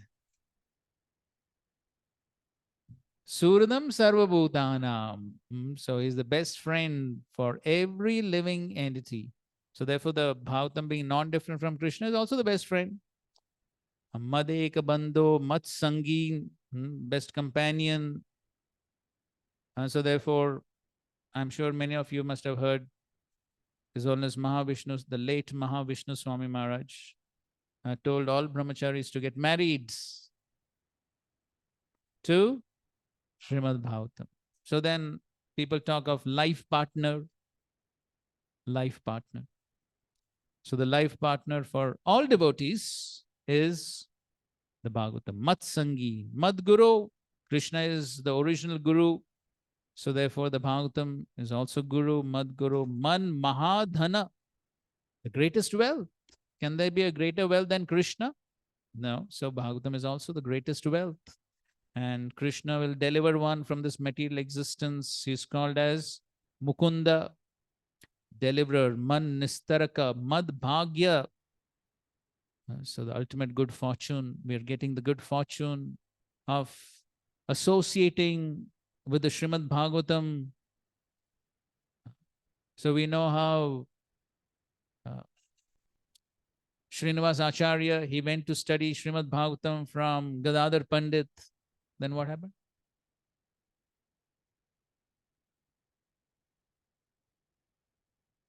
Yes, it was all washed away by the tears of Gadadhar Pandit and Chaitanya Mahaprabhu.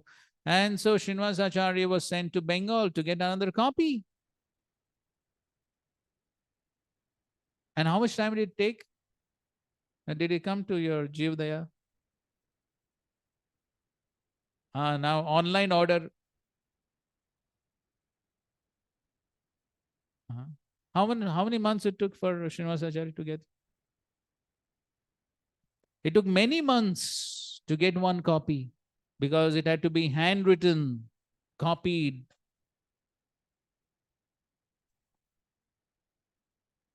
मुझे पता नहीं exactly.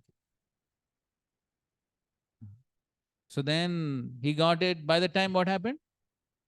Yes, Gada Pandit left this words. So you see, so when something is very difficult to get, one understands the value. अभी तो क्या है, जीवदय में जाओ, online order करो.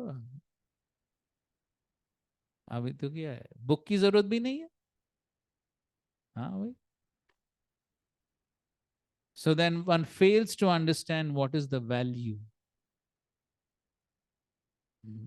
But then we have to understand this is unlimited bhagya, this unlimited good fortune that we are able to get the Srimad Bhagavatam, and especially Bhagavatam, which has been commented by the bona fide acharyas. That's our ultimate good fortune. Mad bhagya, mad ananda.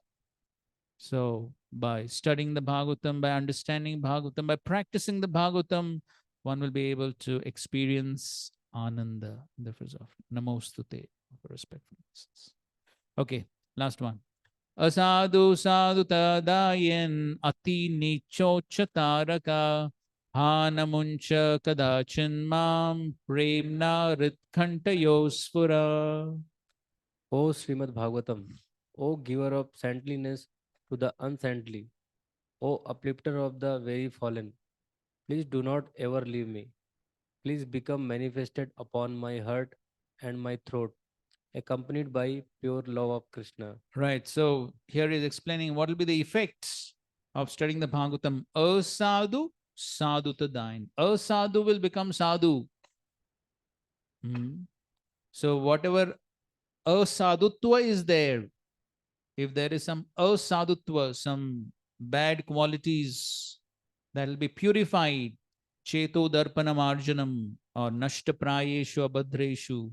So that is what will happen, and asadhu will become sadhu. Ati nicho chatarka. Even somebody is very fallen, but still the Bhagavatam can deliver such a person. Therefore, he's praying to the Bhagavatam, don't leave me. So, of course, Krishna never leaves us, but important point is whether we will leave Krishna or not. Krishna is always there. But he's praying, please don't leave me. There's no other shelter except you. And so therefore he's praying, please become manifested upon my heart and throat. Premna rit kantayo, accompanied by pure love of Krishna. So in this way, Sanatana Goswami is offering these beautiful prayers to Srimad Bhagavatam. There are a few more quotes anyways. We'll take a break and continue. Hare Krishna. Srila Prabhupada.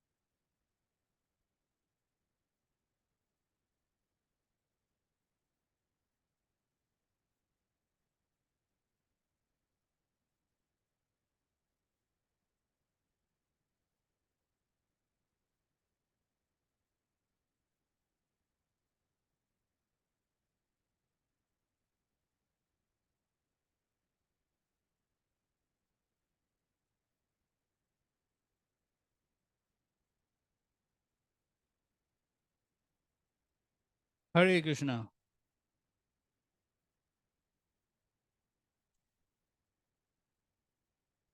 Okay, just a few more points about the glorification of the Bhagavatam. This again from the Bhagavatam itself. Idam Bhagavatam Nama Puranam Brahma Samitam, literary incarnation of God. And okay, this is from the Brahma Vaivata Puran, Krishna Janmakand, where it said, Param Purana Sutreshu Chaham Bhagavatam Varam. Of all the Puranas, I am the best and supreme Srimad Bhagavat Puran. Okay, so seems Krishna himself is saying this. Okay, quote from the Garud Puran we had already read. Then this is from, okay, here there's a good analogy. Read this. This is from the Chaitanya Bhagavat Madhya Khanda.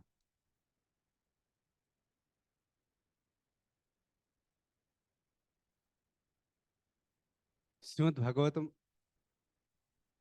Bhagavatam speaks of the highest goal of life, devotional services in divine love of Krishna.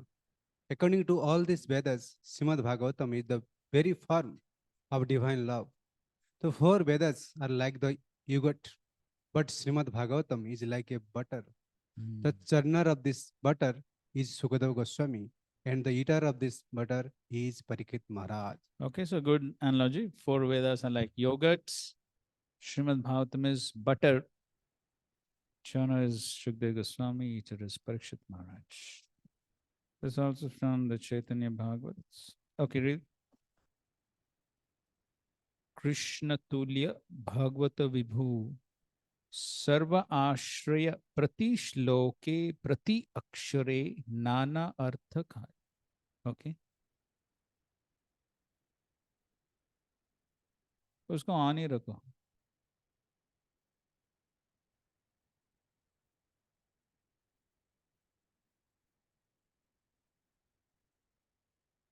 Okay, I'll read it myself. Srimad Bhagavatam is as great as Krishna, the Supreme Lord, and shelter of everything. In each and every verse of the Srimad Bhagavatam and in each and every syllable, there are various meanings. Okay, in each and every verse, each and every syllable, Nana Artha. So there are various meanings.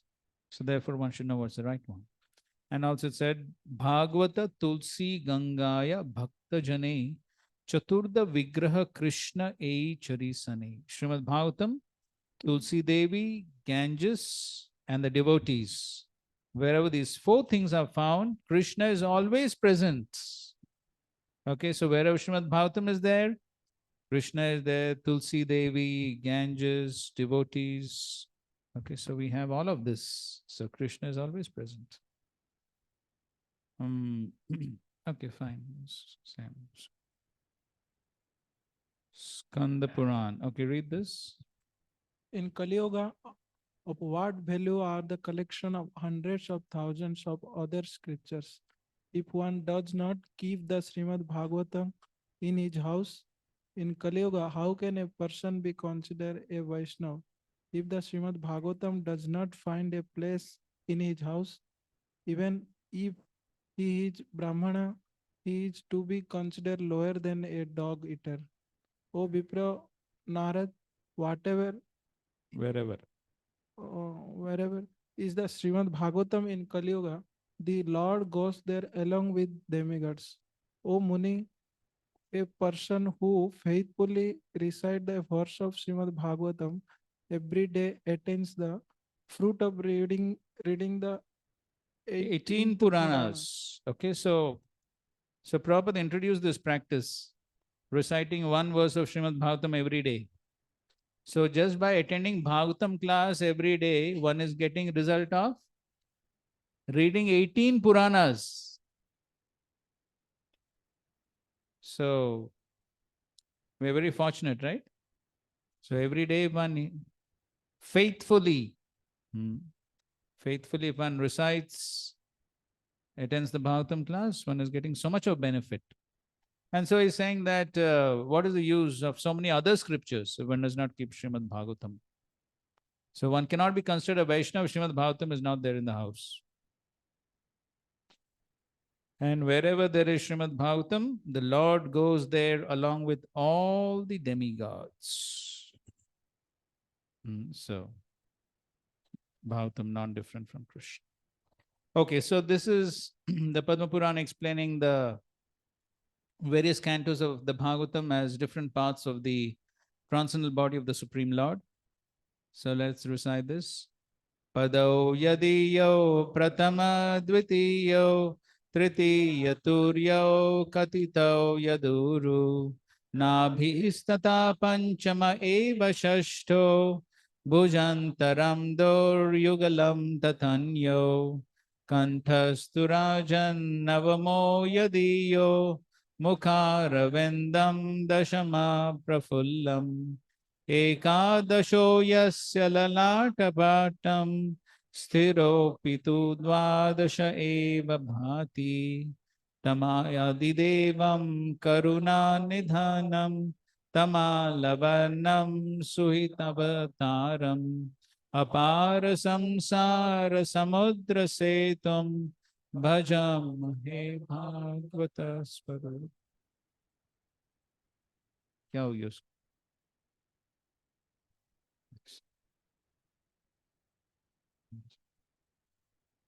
Okay, read.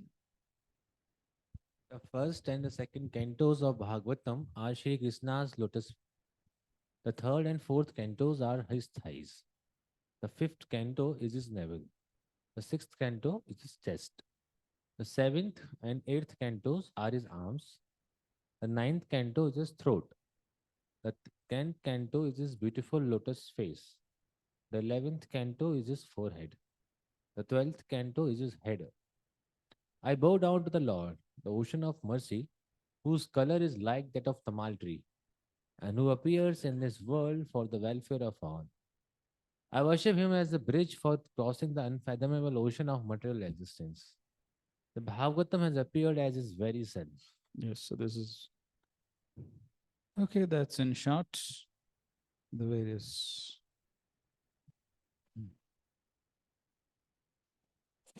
Okay, this is from Narada Bhakti Sutra. Okay, read. The authorized approach to the Bhagavatam is to first carefully read the first 9 cantos, which establish the greatness of Supreme Lord, his universal form, his material and spiritual energies, his creation of the cosmos, his incarnation, and so on.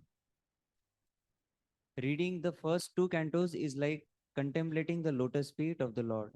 And as one gradually progresses, one looks upon the Lord's various bodily limbs until finally one sees his smiling face in the 10th canto's account of his pastimes with the gopis. Okay, so these are the various topics of the Bhagavatam. So this, we know this comes in the second canto, 10th chapter, first verse. So these are the subject matters of Mahapuran, Sarga Visarga Sthanam Poshnam, Uti Manvantri Shanukata Nirodha Mukti Ashraya. And so he says that any ordinary Puran has only 5 subject matters. Sargasya Prati Sargasya Vamsha Manvantarani Chavamshanu Charitam Chapi Puranam Panchalakshanam. So these are 5 characteristics or 5 subject matters within any Puran. Sarga or creation, Pratisarga or dissolution, Vamsha or the genealogies of kings or sages, Manvantara, that's the duration of a reign of Manu, and Vamsanu Charita, the description of the various sages, kings, and incarnations. So these are in any ordinary Puran, but he says if it's a Mahapuran, then there are the 10 characteristics. But in a Puran, more stress is laid on these 5 topics. So that means all the 10 are there, but more stress is laid on these 5. And this gives the distinction between a Purana and a Mahapuran. Okay. So this is especially Jiva Goswami talking about where these various subject matters are. And with this, we'll discuss when the second canto when we discuss. Okay, we know this famous verse. Krishne Swadama Pagate Dharma Jnana Divisaha Kalau nashta drishamesha puranarko dhunoditaha. Padi.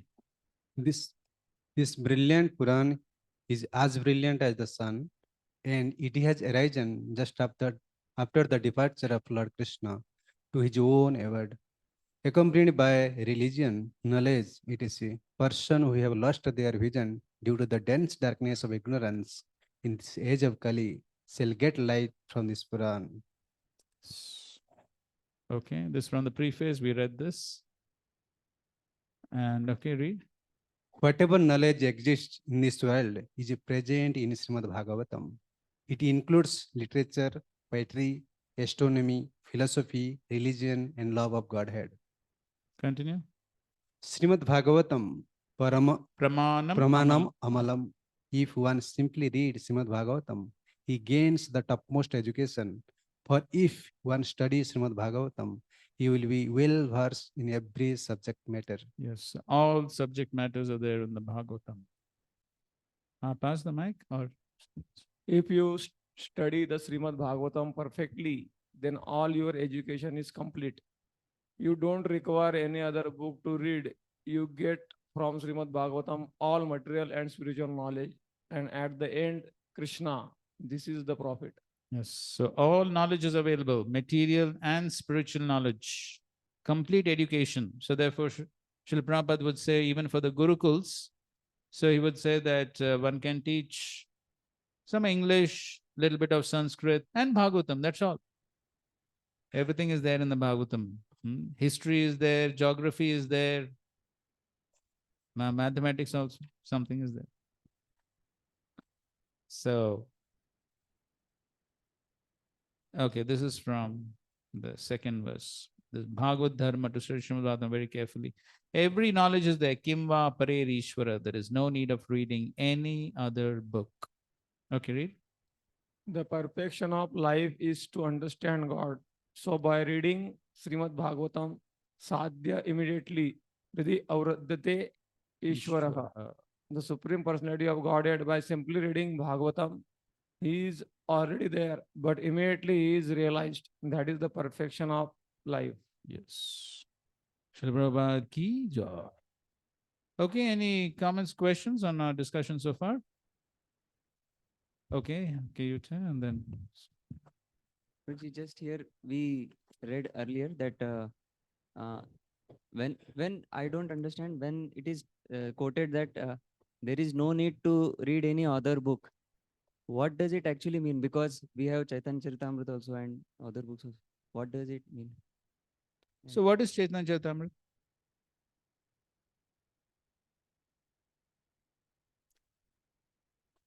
So that's what we just discussed, no? Life and teachings of Chaitanya Mahaprabhu. Prabhupada is putting that whole thing here. Why?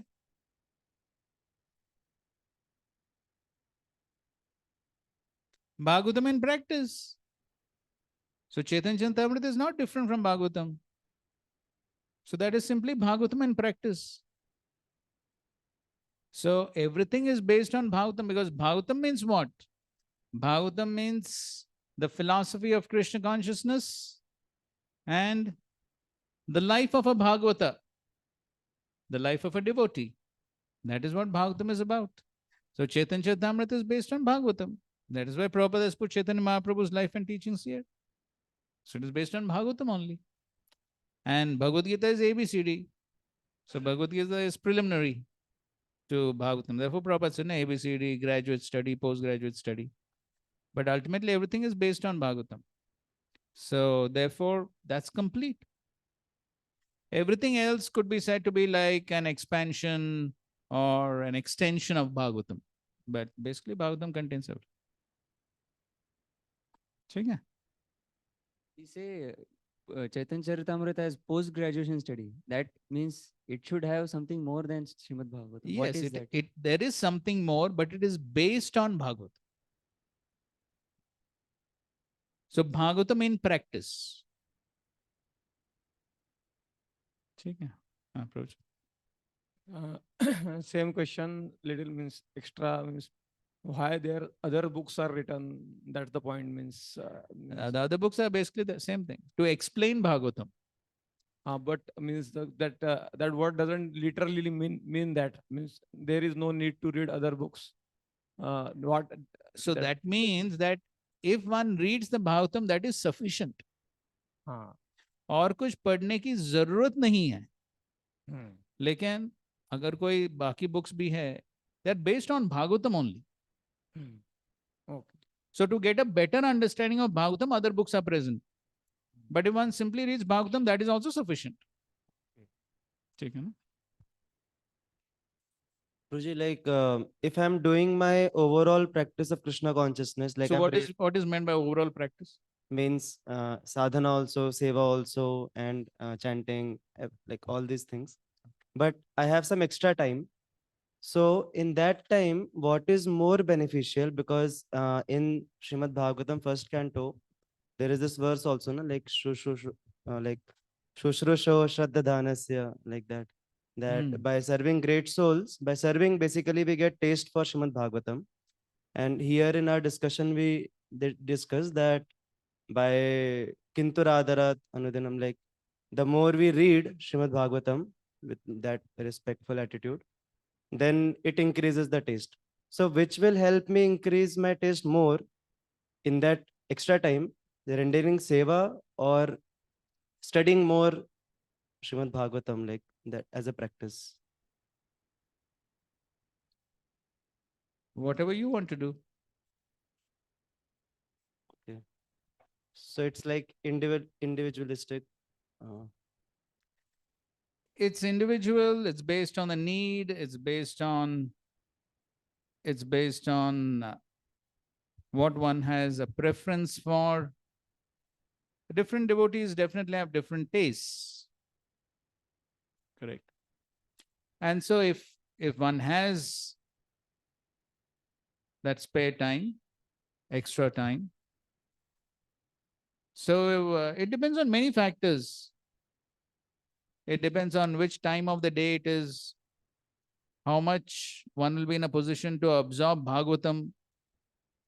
If it is something like 8 o'clock at night, I don't know how much one will be able to sit with a book and actually absorb. So then maybe it is better to do something practical. So again, so therefore it depends on various factors. So it depends on the individual, it depends on the time of the day, it depends upon the need. So could depend on various factors.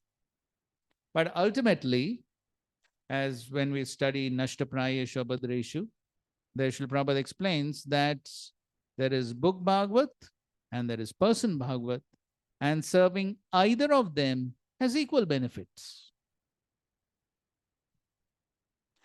So reading the book Bhagavat or serving the person Bhagavat, that is Srila Prabhupada, by missionary activities. So both are important and both have equal benefit. All right. तो जी भागवतम में अलग अलग edges का past times का description है, मतलब Satyuga, previous yuga, but previous Kalyuga के stories के बारे में डिस्क्रिप्शन नहीं आता. ऐसा क्यों गुरु जी? प्रीवियस कलयुग के बारे में क्यों नहीं है? अभी प्रीवियस कलयुग, ठीक है, ये जो भागवतम जो है, जो हम पढ़ रहे हैं,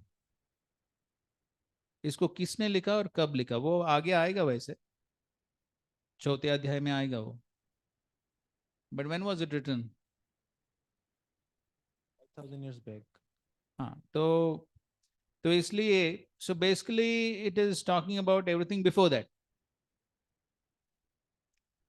So now why only about, okay, some pastimes in Satyuga, but I don't know whether do we have a guarantee that there are no pastimes or no instance of previous Kali Yuga? तक तो मैंने एक भी lecture में नहीं सुना कि कोई कलयुग का पास्ट टाइम कोट कर रहा है भागवतम से. नहीं, लेकिन आपको ऐसे अभी हर एक पास टाइम कौन से युग में हुआ था वो बताया जाता है कि सबसे उसमें रहता है सराउंडिंग वगैरह, वो तो सब तो इधर त्रेता या द्वापर का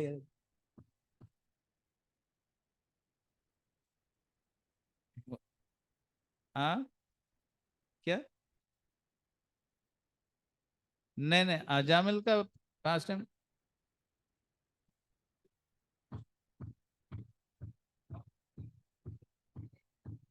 कौन?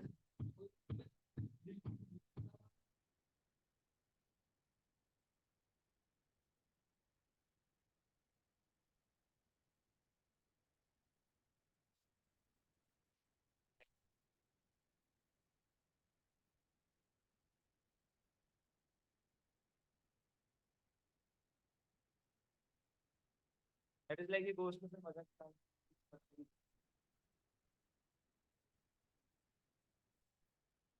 Anyway, that's not so important. ये भागवतम में जो कृष्ण भगवान के जो पास टाइम्स का डिस्क्रिप्शन है, that is those past times that happened in Vrindavan in this planet ना, सारे पास टाइम्स वही है। लेकिन सब प्लैनेट्स पर वही होते हैं ना। नहीं, स्पिरिचुअल वर्ल्ड में पास टाइम्स नहीं, स्पिरिचुअल वर्ल्ड की बात नहीं है, लेकिन भौतिक जगत में भी जितने भी यूनिवर्सेस हैं, तो हर एक यूनिवर्स में हर एक प्लैनेट में, हर एक यूनिवर्स में ये सब पास टाइम चलता रहता है, नित्य लीला। Therefore, the example of the sun is given, na? So as soon as one pastime finishes here, it immediately goes to some other universe. तो इस प्रकार नित्य लीला चलता ही रहता है। और spiritual world में भी ये pastime, of course some differences there. Spiritual world said no demons, लेकिन ये नित्य लीला है, हर planet में, हर universe में चलता है। ठीक है? Okay, fine. So now we are proceeding on to the first verse of the Bhagavatam.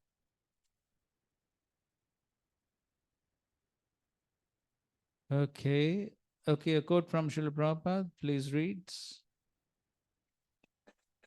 This temple, these ISKCON centers are open just to give everyone the chance of hearing about Krishna so that his dirty heart may be cleansed. This is the purpose. We have no other purpose. We are not opening these centers for some material benefit. No, we want to give to the whole world the spiritual enlightenment without which they are suffering. And this human form of body is especially meant for this purpose, to understand our spiritual position. Yes. So the centers have been opened just to give everyone the chance of hearing about Krishna so that his dirty heart may be cleansed. Okay, so therefore it's very important that we give people that chance, not simply some material benefit.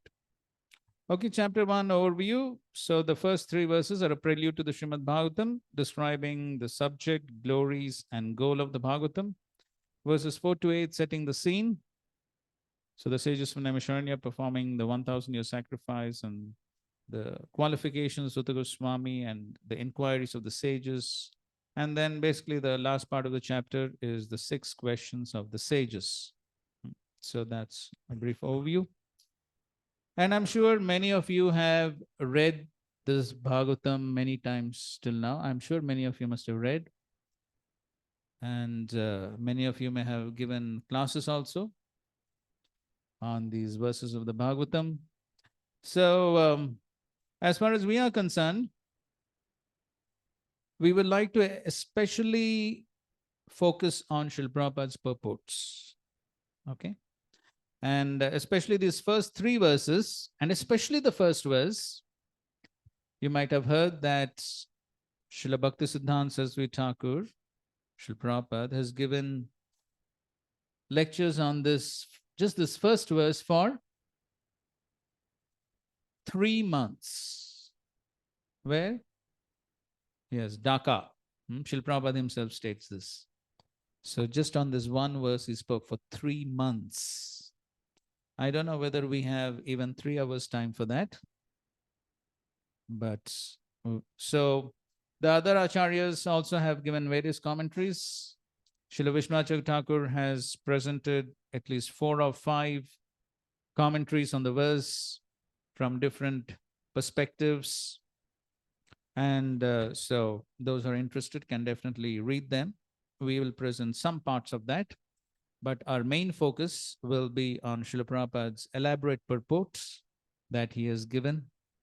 Of course, we will be taking parts of other Acharyas' commentaries as well, but our main focus will be on Srila Prabhupada's purports. You're okay with that? As long as we are within ISKCON, that should be our focus. Okay, let's recite.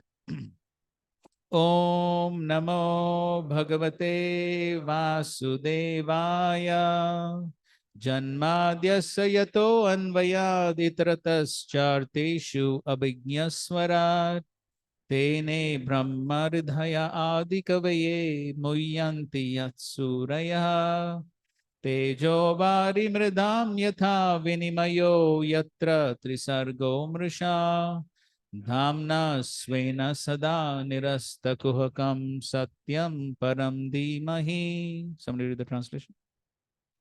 O my Lord Sri Krishna, son of Vasudev, O Lord, O all-pervading personality of Godhead, I offer my respectful obeisances unto you. I meditate upon Lord Sri Krishna because he is the absolute truth and the primeval cause of all causes of the creation, sustenance, and destruction of the manifested universes. He is directly and indirectly conscious of all manifestations, and he is independent because there is no other cause beyond him. It is he only who first imparted the Vedic knowledge onto the heart of Brahmaji, the original living being. By him, even the great sages and demigods are placed into illusion, as one is bewildered by the illusory representations of water seen in fire or land seen on water. Only because of him do the material universes, temporarily manifested by the reactions of the three modes of nature, appear factual, although they are unreal. I therefore meditate upon him, Lord Sri Krishna, who is eternally existent in the transcendental abode, which is forever free from the illusory representations of the material world. I meditate upon him, for he is the absolute truth.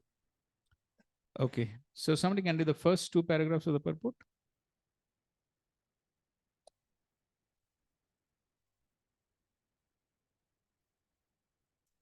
Obeisances unto the personality of Godhead Vasudeva directly indicate Lord Sri Krishna, who is the divine son of Vasudeva and Devaki. This fact will be more explicitly explained in the text of this work. Sri Vasudev asserts herein that Sri Krishna is the original personality of Godhead, and all other are his direct or indirect plenary portions or portions of the portions. Srila Jiva Goswami has even more explicitly explained the subject matter in his Krishna Sandarbha. And Brahma, the original living being, has explained the subject of Sri Krishna substantially in his treatise named Brahma Samhita.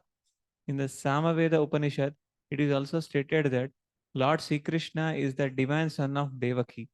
Therefore, in this prayer, the first proposition holds that Lord Sri Krishna is the primeval Lord, and if any transcendental nomenclature is to be understood as belonging to the absolute personality of Godhead, it must be the name indicated by the word Krishna, which means the all attractive. In Bhagavad Gita, in many places, the Lord asserts himself to be the original personality of Godhead, and this is confirmed by Arjuna and also by great sages like Narada, Vyasa, and many others. In the Padma Purana, it is also stated that out of innumerable names of the Lord, the name of Krishna is the principal one. Vasudeva indicates the plenary portion of the personality of Godhead, and all the different forms of the Lord being identical with Vasudeva are indicated in this text. The name Vasudeva particularly indicates the divine son of Vasudeva and Devaki. Sri Krishna is always meditated upon by the Paramahamsas, who are the perfected ones among those in the renounced order of life. Vasudeva or Lord Sri Krishna is the cause of all causes. Everything that exists emanates from the Lord. How this is so is explained in the later chapters of this work. This work is described by Mahaprabhu Sri Chaitanya as the spotless Puran, because it contains a transcendental narration of the personality of Godhead Sri Krishna. The history of the Srimad Bhagavatam is also very glorious. It was compiled by Sri Vyasadeva after he had attained maturity in transcendental knowledge. He wrote this under the direct and the instructions of Sri Naradji, his spiritual master. Vyasadeva compiled all Vedic literatures containing the 4 divisions of the Vedas, the Vedanta Sutras or the Brahma Sutras, the Puranas, the Mahabharata, and so on. But nevertheless, he was not satisfied. His dissatisfaction was observed by his spiritual master, and thus Narada advised him to write on the transcendental activities of Lord Sri Krishna.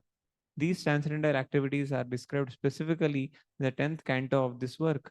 But in order to reach to the very substance, one must proceed gradually by developing knowledge of the categories. Okay. So this verse was discussed by Sri Chaitanya Mahaprabhu in his teachings to Sanatana Goswami. So we know Mahaprabhu gave his teachings to Sanatana Goswami where? Yes, in Varanasi. For how many days? 2 months. So at that time, Sri Chaitanya Mahaprabhu was describing about the various incarnations of the Supreme Lord and how to recognize an incarnation. And so in that context, Sri Chaitanya Mahaprabhu quotes this verse and uses this verse to establish the various characteristics of an avatar. So now we will see Mahaprabhu's explanation of this verse first, okay? Because that's what has been indicated, that we need to follow Mahaprabhu's footsteps in trying to understand the Bhagavatam. So therefore, first of all, we'll see Sri Chaitanya Mahaprabhu's explanation of this verse in the Chaitanya Charitamrita, and then we will come once again to Srila Prabhupada's commentary. Okay, by the way, we will give you all these slides as PDF later on, so you need not be in too much of anxiety. Okay, so this is from the Madhya Leela 20th chapter, text 358. Bhagavatarambe Vyasa Mangla Charane Parameshwara Nirupila Edui Lakshane.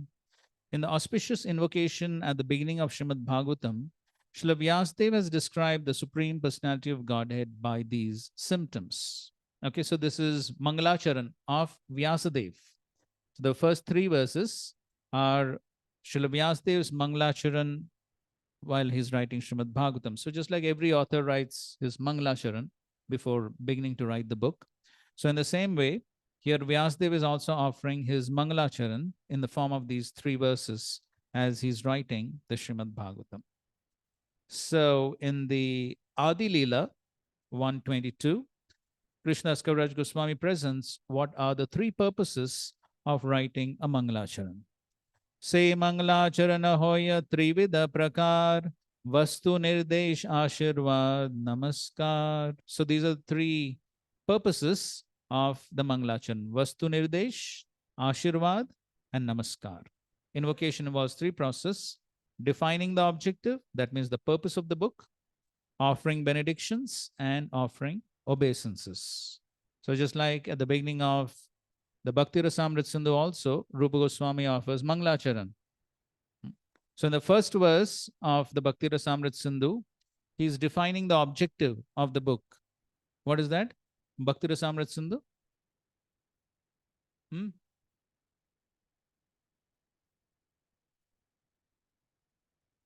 No. Anya Vilashata Shunyam comes little later on. That's after his Mangalacharan.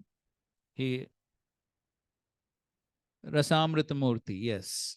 So that is the first verse where he establishes Sri Krishna as Akhila Rasamrita Murti, the embodiment of all rasas. So that is defining the objective of the book. And then he offers his Namaskar and Ashirvad and all that.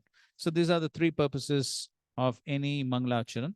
And we do find those 3 purposes within these 3 verses also. Okay, now coming back to Mahaprabhu's teachings to Sanatana Goswami. So he says that within these verses, within this first verse, when this first verse, one can see that the Supreme Personality of God in any avatar has Swarup Lakshan and Tatastha Lakshan. Okay? Akriti, Prakriti, Swarupa, Swarupa Lakshana, Karyadvara Jnana, Tatastha Lakshana. So Swarup Lakshan are 3. Akriti, Prakriti, and Swarupa. So Akriti means bodily features, Prakriti means nature, material, spiritual, and Swarupa means the form. So these three constitute the Swarup Lakshan, and Karya Dwara Gyan, knowledge of his activities, provides the marginal characteristics. Okay, so these are the two Lakshanas that have been described right in this first verse, and they constitute the characteristics of the Supreme Lord and all his incarnations. Okay, so Srila Prabhupada gives a commentary to this text of the Chaitanya Charitamrita, in which he is giving a summary of this first verse. Please read. Pass the mic. Okay, where is the mic? Here. Ah.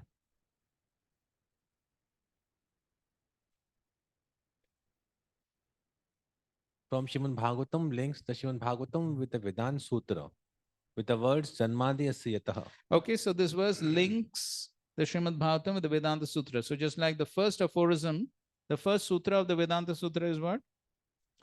Yes, Athato Brahma Jigyasa. And the second one is Janmadhyasya Yataha. So that is how here, and here also the first verse is Janmadhyasya Yataha. So that's how it is linked with the Vedanta Sutra. And that's how it shows that the Srimad Bhagavatam is the natural commentary on the Vedanta Sutra. Continue.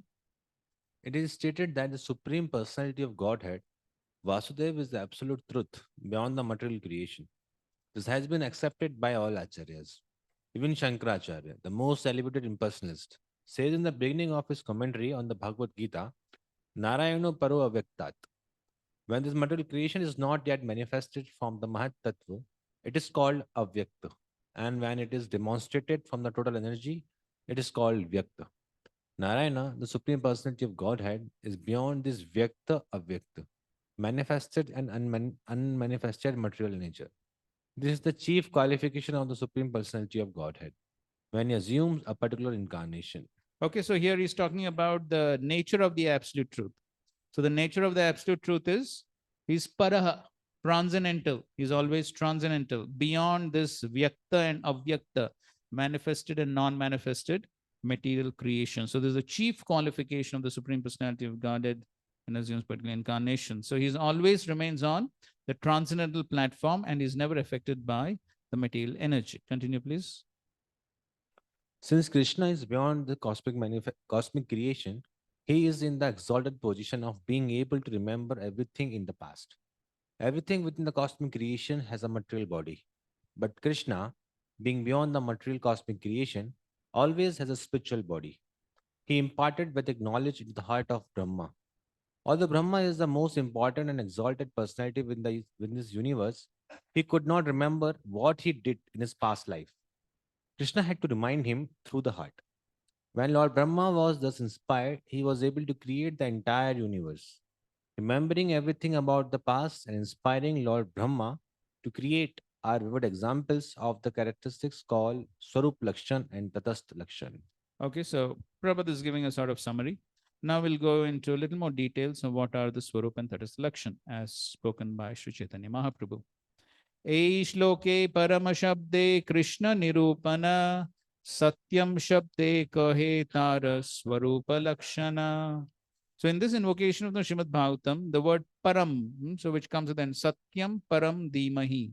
So the word param indicates Lord Krishna, the Supreme Personality of Godhead, and the word satyam indicates his personal characteristics or the swarup lakshan. So the swarup lakshan are indicated by the word satyam param.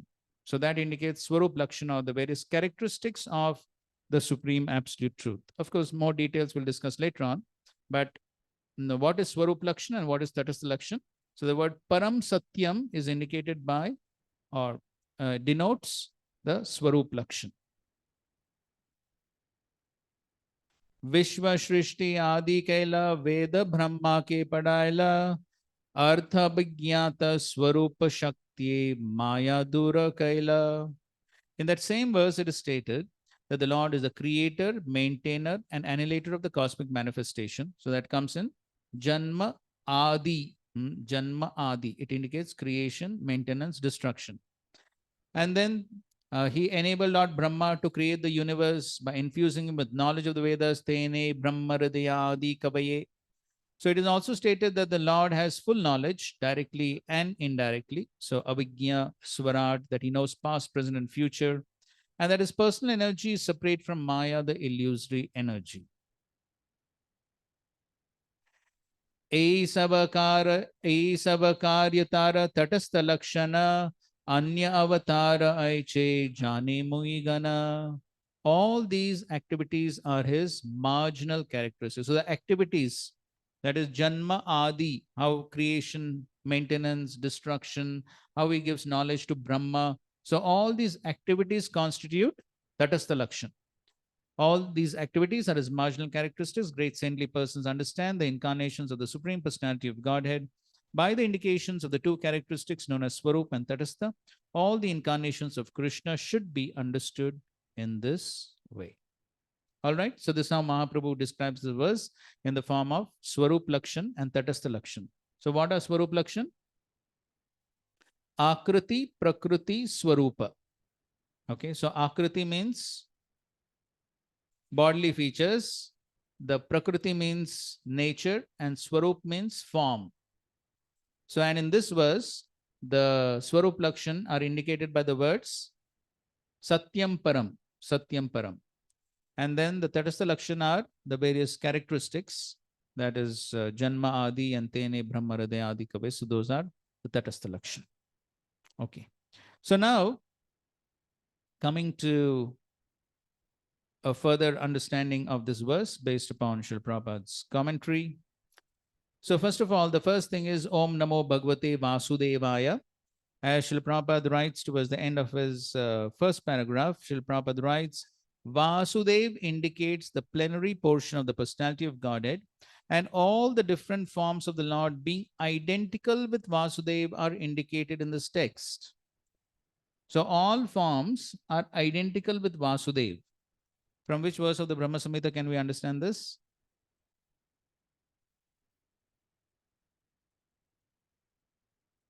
Advaitam, Achyutam, Anadim, Anantarupam. Advaitam. Advaitam means non-different. So all the forms of Krishna are non-different. So that's what Prabhupada is saying here. So all the forms are non-different from Vasudev. So Vasudev indicates the plenary portion, and all the different forms of the Lord being identical with Vasudev are indicated in this text. Okay. And so the name Vasudev indicates the divine son of Vasudeva and Devaki. And so the Acharyas quote this verse from the 11th canto, 11:16:32, where Krishna himself is speaking to Uddhav in the Uddhav Gita. So there he says, Satvatam Navamurtinam Adi Murtir Aham Para. My devotees worship me in 9 different forms, among which I am the original and primary Vasudev. So in the commentary it said, generally the Vaishnavas worship the personality of Godhead as Vasudev, Shankarshan, Pradyumna, Aniruddha, Narayan, Haigriva, Varaha, Narasimha, and Brahma. It is understood that when a suitable living entity is not available to fill the post of Brahma, the Lord himself assumes the position. Therefore, Brahma is mentioned in the list. So those are 9 different forms mentioned. But Krishna is saying among these 9 different forms, I am the original and primary Vasudev. And so therefore, Vasudev is indicated in this verse. Okay, this is Srila Prabhupada's lecture on the verse. Please read. So Vyasdev is offering his obeisances to Satyam Param, the absolute supreme truth, not to the relative truth. Everyone has to offer obeisances to somebody. Somebody. In our practical life, at least, we have to offer obeisances to the police constable. When you go on the street, as soon as they stop, so we have to obey. So how you can avoid obeying? They are saying that we don't believe in God. God is dead. I am God. But why you are offering obeisances even to the small constable? That means you have to offer your obeisances to somebody. That is your position. So Prabhupada is bringing a practical point that ultimately everyone has to offer obeisances to someone. One has to surrender to someone. So if so, at least one has to offer obeisances, offer respects to the constable. So if one says, "Arey, what is this useless fellow? I won't respect him." फिर क्या होगा?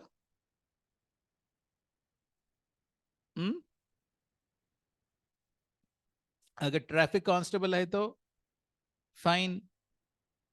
हाँ, chala. So one has to obey. If one doesn't obey the laws of the state voluntarily, one will be forced to obey in the jail. So one has to offer obeisances, one has to respect. So that principle of offering respect is always there. So when Srila Prabhupada went to Moscow, so there he saw that right in the Red Square, Red Square is a prominent place in Moscow. Srila Prabhupada was staying very close to the Red Square in the National Hotel.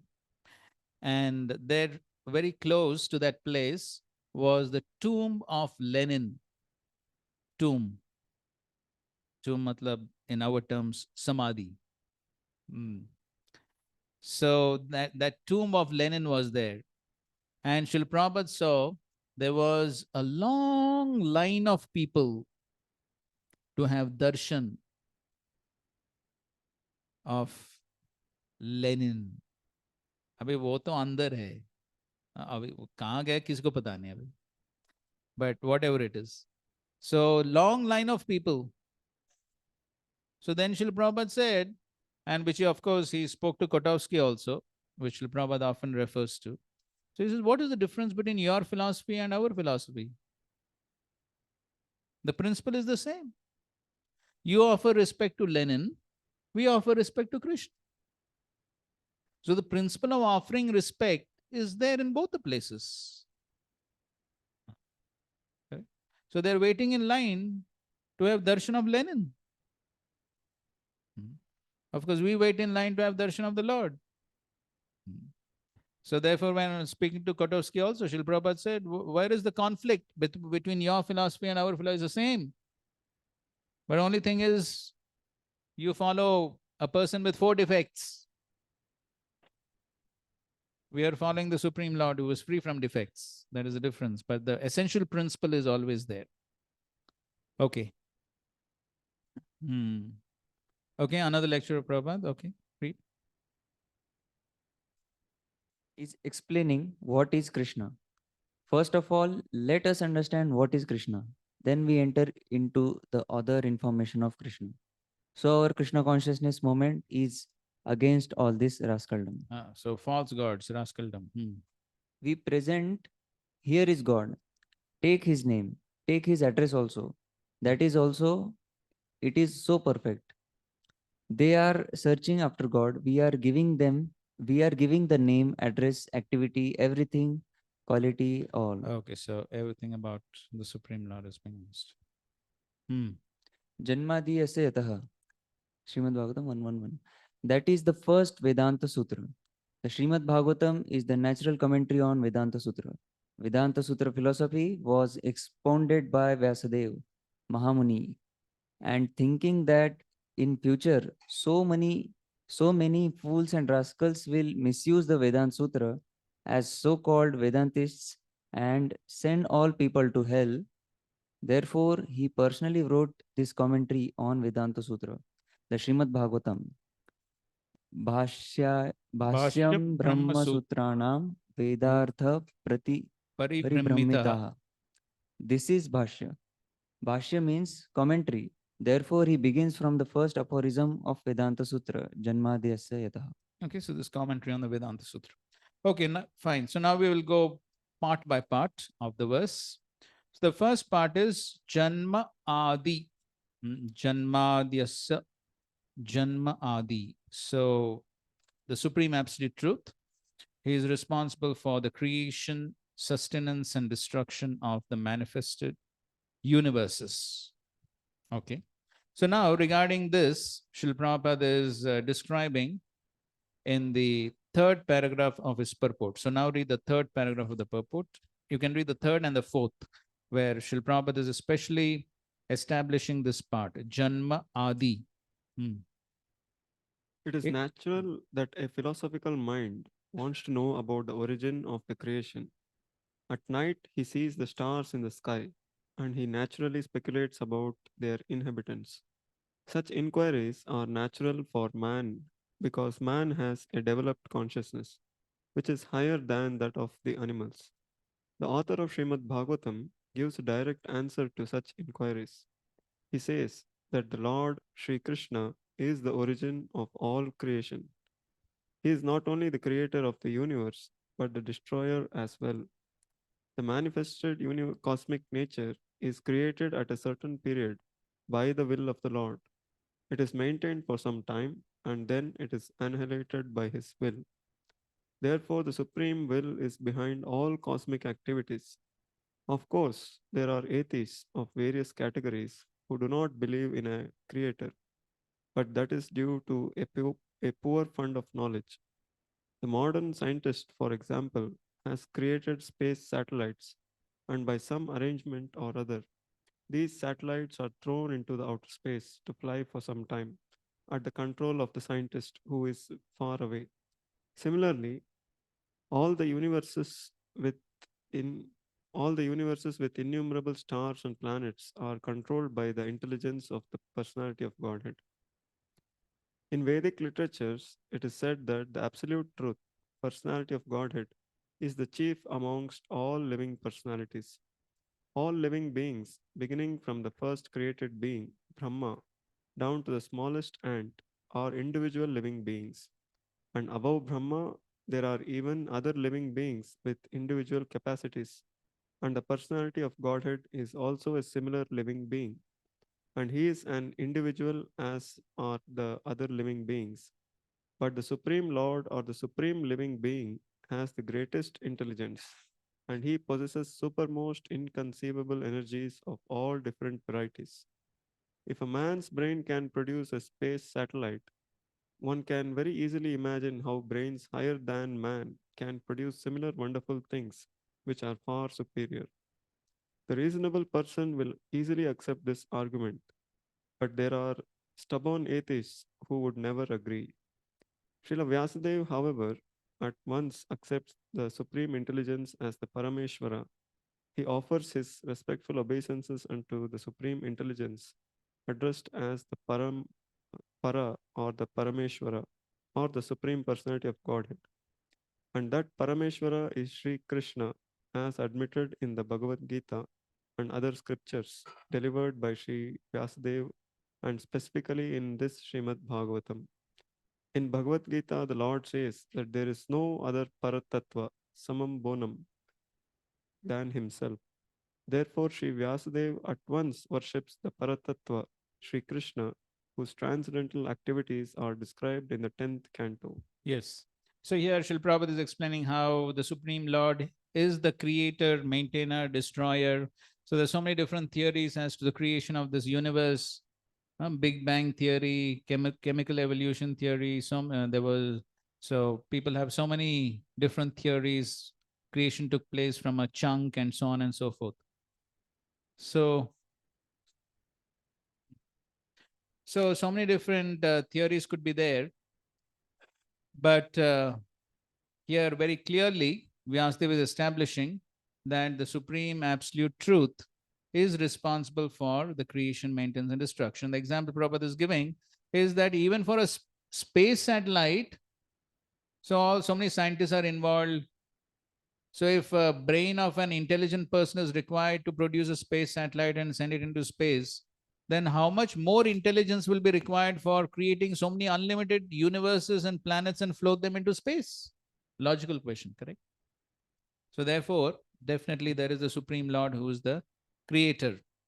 And here you can see towards the end of this paragraph, Prabhupada talks about samam bonam. There is no other paratattva samam bonam than himself. So you can see there is a slight difference between, as right in the beginning also, Prabhupada talks about the absolute truth. Okay, we'll just go back to the introduction. If you see the first paragraph of the introduction,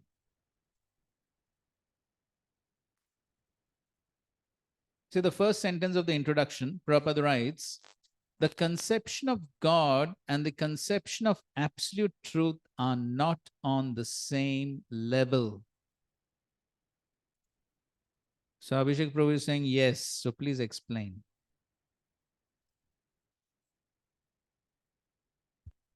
Hare Krishna.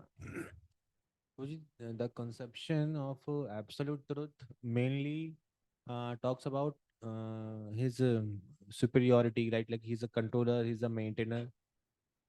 But the conception of God or Krishna, the feature, it describes mainly his personal dealings that is described in 10th canto.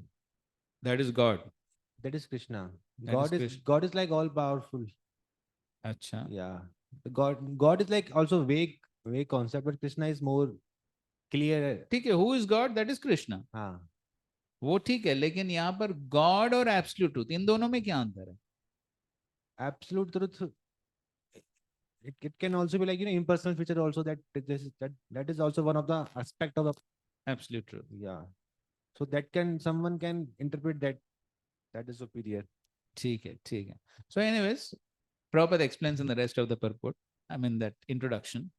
So essentially Prabhupada is explaining that the Srimad Bhagavatam hits on the target of the absolute truth.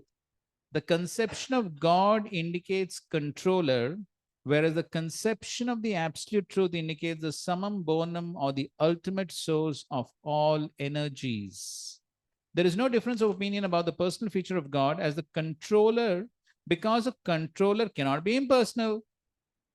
Correct? So when you talk of God, essentially it means controller, Ishvaraha, controller. So when you talk of God, it especially refers to controller. And when you talk of controller, it has to be a person. It cannot be impersonal. And for that, Prabhupada is an example. So of course, modern government, especially democratic government, is impersonal to some extent, but ultimately the chief executive head is a person. And the impersonal feature of government is subordinate to the personal feature. So without a doubt, whenever we refer to control over others, we must admit the existence of a personal feature. Because there are different controllers for different managerial positions, there may be many small gods. So when you talk of God, it especially means controller. But there can be many controllers at different levels. So there can be controller of ants also. Bees. In the bee society, there is king bee, queen bee.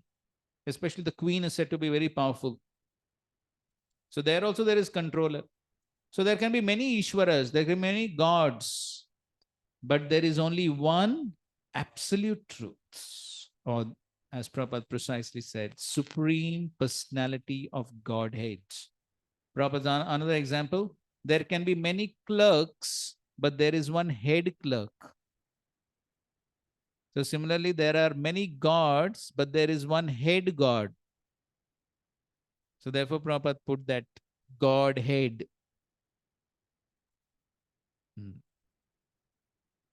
So according to Bhagavad Gita, any controller who has some specific extraordinary power is called Vibhuti Mat Sattva, Vibhuti, or controller empowered by the Lord. There are many Vibhuti Mat Sattvas, controllers or gods with various specific powers, but the absolute truth is one without a second. So that is the difference between God and absolute truth. When you talk of absolute truth, there's no second. This Srimad Bhagavatam designates the absolute truth as the summum bonum, as the param satyam.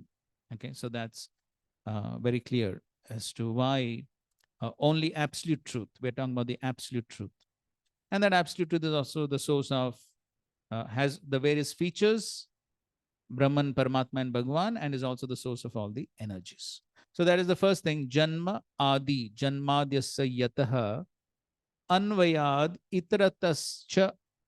So the next part of the verse is that how the supreme absolute truth, he knows everything, anvayat itaratah, directly and indirectly. So in the translation, I offer my respectful obeisance unto you. I meditate upon Lord Shri Krishna because the absolute truth and the primeval cause of all causes of the creation, sustenance, and destruction of the manifested universes. He is directly and indirectly conscious of all manifestations. So now Srila Prabhupada explains this directly and indirectly. So you have to leave 2 paragraphs and go to the next. So the beginning of the paragraph is the chief engineer.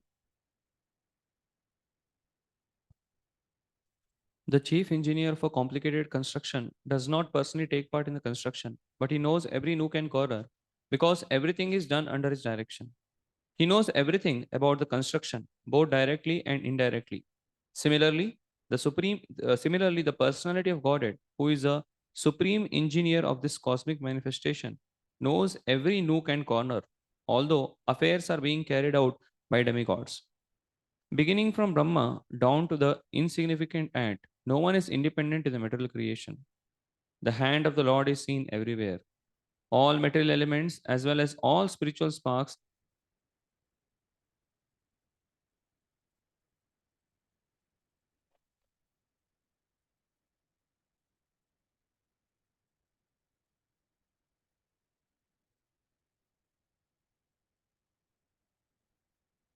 a chemist can manufacture water in the chemical laboratory by mixing hydrogen and oxygen. But in reality, the living entity works in the laboratory under the direction of the Supreme Lord, and the materials with which he works are also supplied by the Lord. The Lord knows everything directly and indirectly, and is cognizant of all minute details, and is fully independent. He is compared to a mine of gold, and the cosmic creations in so many different forms are compared to objects made from the gold, such as gold rings, necklaces, and so on. The gold ring and the gold necklace are qualitatively one with the gold in the mine, but quantitatively, the gold in the mine is different. Therefore, the absolute truth is simultaneously one and different.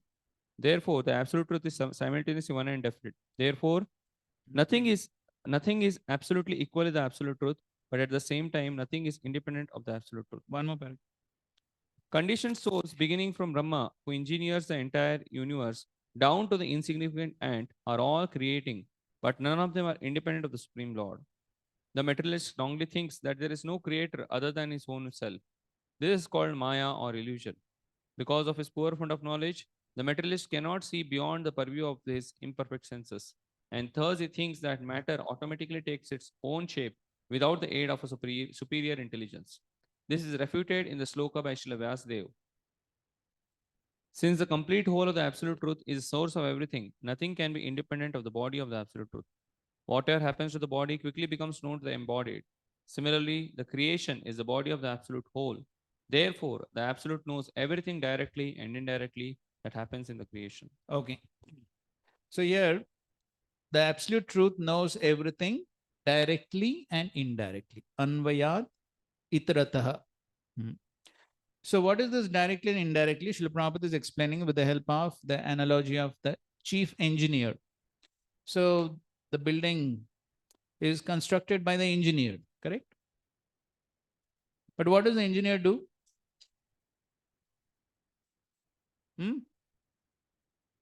He plans, basically, correct? So he plans, so he prepares blueprint and he plans the whole construction. He knows everything about the construction, correct? So he knows everything about the construction, but the actual construction, who does?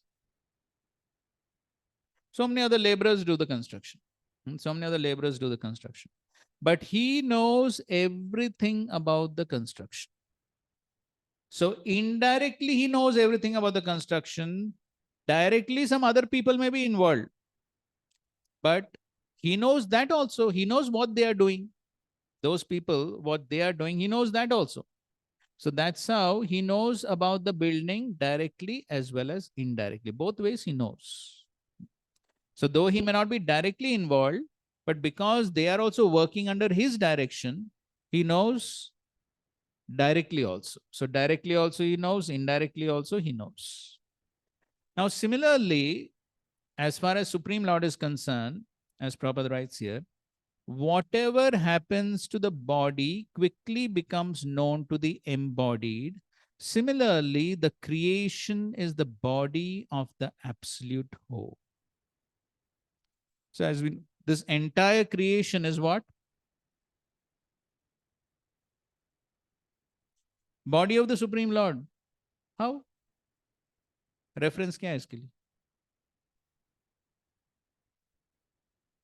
नहीं, ये तो यहाँ का verse हो गया, कुछ और verse बताइए।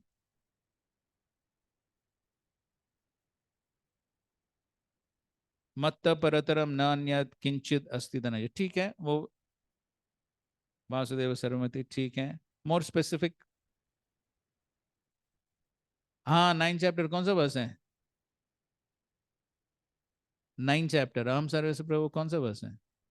10 चैप्टर 8 वर्स। 9 चैप्टर कौन सा verse?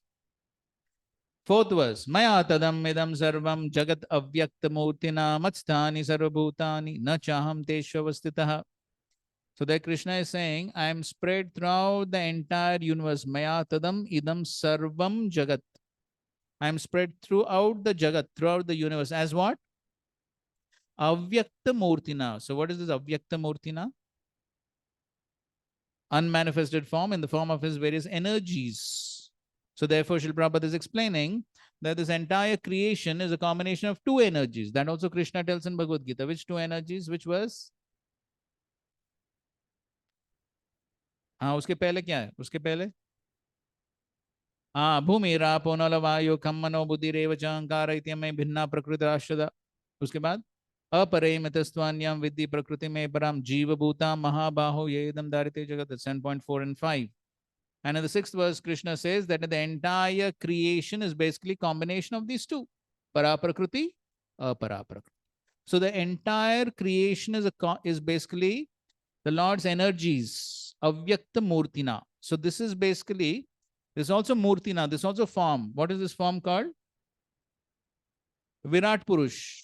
This is the Virat Purush. This is the universal form of the Lord, which is manifestation of this universe. So in one sense, this universe is also a form of the Lord because there is energies. So just like we have body, so this similarly the universe is also body of the Supreme Lord. When this universe, just like soul enters this body, or around the soul, the body is created. So similarly, within the universe also, there is a soul that enters. Who is that? Garbhodakshaya Vishnu. So because Garbhodakshaya Vishnu enters the universe, then the universe manifests. So therefore, the universe is also considered to be body, just like we have body, soul. So similarly, the universe is also body of the Supreme Lord. So anything that happens to the body is known to the embodied, correct? Anything that happens to the body is known to the embodied. So anything that happens to this universe is known to Krishna, is known to Vishnu or Krishna. So therefore, Krishna knows everything that happens in the creation directly as well as indirectly. So directly also he knows because he's everywhere, because everything is his energy. Directly also he knows, and indirectly through the devatas. So devatas are also responsible for various functioning of the universe. So indirectly through the devatas he knows, because devatas are also his parts and parcels. So through devatas he knows, that is indirectly, and directly also he knows because the entire universe is his energy.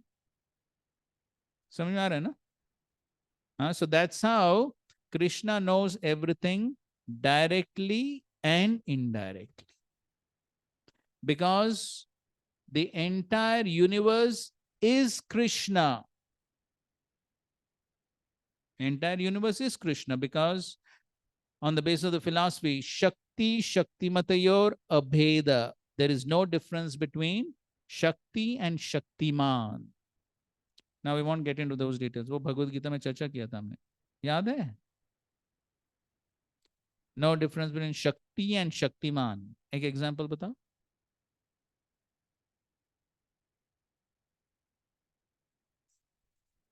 Sun and sunshine. Okay, so we know that. So sun and sunshine. So sunshine is the sun, correct?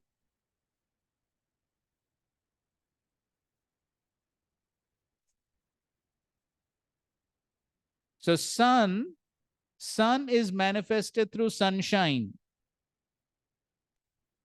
But at the same time, sunshine is not the sun. correct? Sun is manifested through sunshine. But sunshine is not the sun. Sunshine enters the room through the window. Does sun enter? So there is simultaneous one and difference.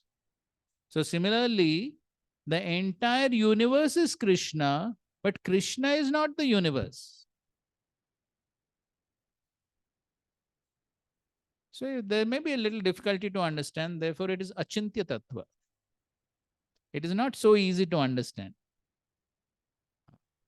But through the example of sun and sunshine, something we can understand.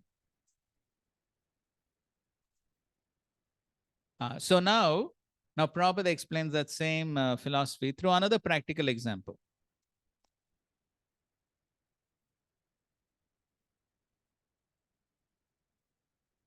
Car is Ford, but Ford is not car.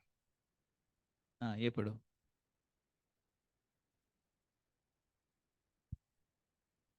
God, by his plenary expansion, he is situated everywhere.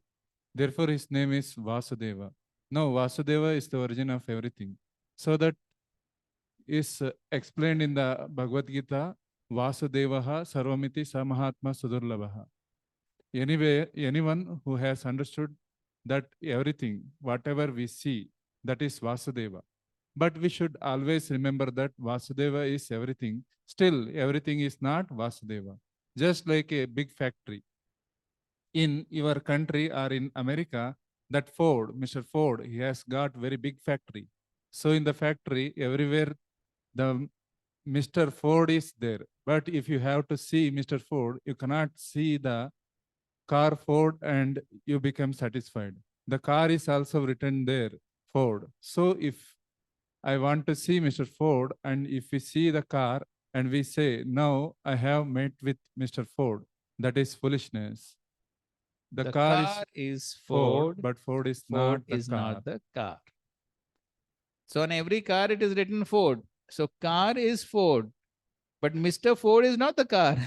वो अलग व्यक्ति है. So similarly, so the entire universe is Krishna because it is all Krishna, just like car. Car represents what? Car represents what? Ford's energy, correct. Ford's energy. But Mr. Ford is different. So similarly, the entire universe is Krishna's energy. So therefore, universe is Krishna, but Krishna is different. So this is the difference between Mayavad philosophy and our philosophy. So Mayavad philosophy, everything is Krishna, everything is one, you can worship anything. So that is a mistake in their philosophy. So that is why, because everything is Krishna, therefore Krishna knows everything about the universe directly and indirectly.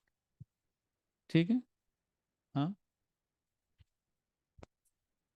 हाँ ठीक है ना, same thing. Sarvam khalo idam brahma. Everything is Brahman. Everything is Brahman because everything is Krishna. Brahman matlab what? Brahma means that which is spiritual. So everything is Krishna. So Mayavadis take the same aphorism and say everything is supreme. So therefore anything can be worshipped as supreme. So Prabhupada quotes one famous Indian sannyasi who said that, why go to the temple to worship God? God is on the street. So therefore this is all bogus philosophy. So Sarvam Khalu Idam Brahma, everything is Brahman. So you can worship stone as God, you can worship tree as God, you can worship dog as God. So that is the problem. Yes, everything is Brahman, but still there is a difference. So therefore there is simultaneous oneness and difference. So the Mayavadis see only oneness, they don't see the difference. That is the problem. What is it that is achintya? Because it is not so easy to understand. Because Krishna is both. He is both one and different simultaneously. देखो यहाँ पर, so in this example of car and Mr. Ford, यह आसान है समझना. यह आसान है समझना. So car is Ford, but Mr. Ford is separate from the car. Yeah, Asan. Now, if you take the same thing with Krishna, now Krishna is the entire universe. Correct? Just like the car is compared to Krishna energy, correct? So similarly, this entire universe is Krishna. But at the same time, Krishna is also present everywhere in the universe. जैसे कि वही example लेंगे. See, every car is written Ford, correct? But Mr. Ford is not in every car. अभी अगर हम सोचेंगे, Mr. Ford is present in every car simultaneously. संभव है? संभव है? But for Krishna, it is possible. Because Krishna is everywhere. Krishna is present throughout the universe as his energies, but Mr. Krishna is everywhere. Proof? Reference? Andantarastha Paramanu Chayantarastham. Who's present? Govindam Adi Purusham. So it is just like saying car is Ford and Mr. Ford is present in every car. संभव है? संभव है?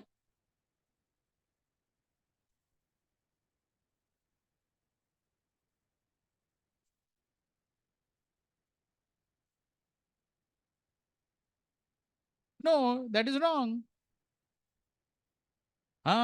So that is what is Achintya. That is why it is Achintya. So Krishna is everywhere, but at the same time, Krishna is different.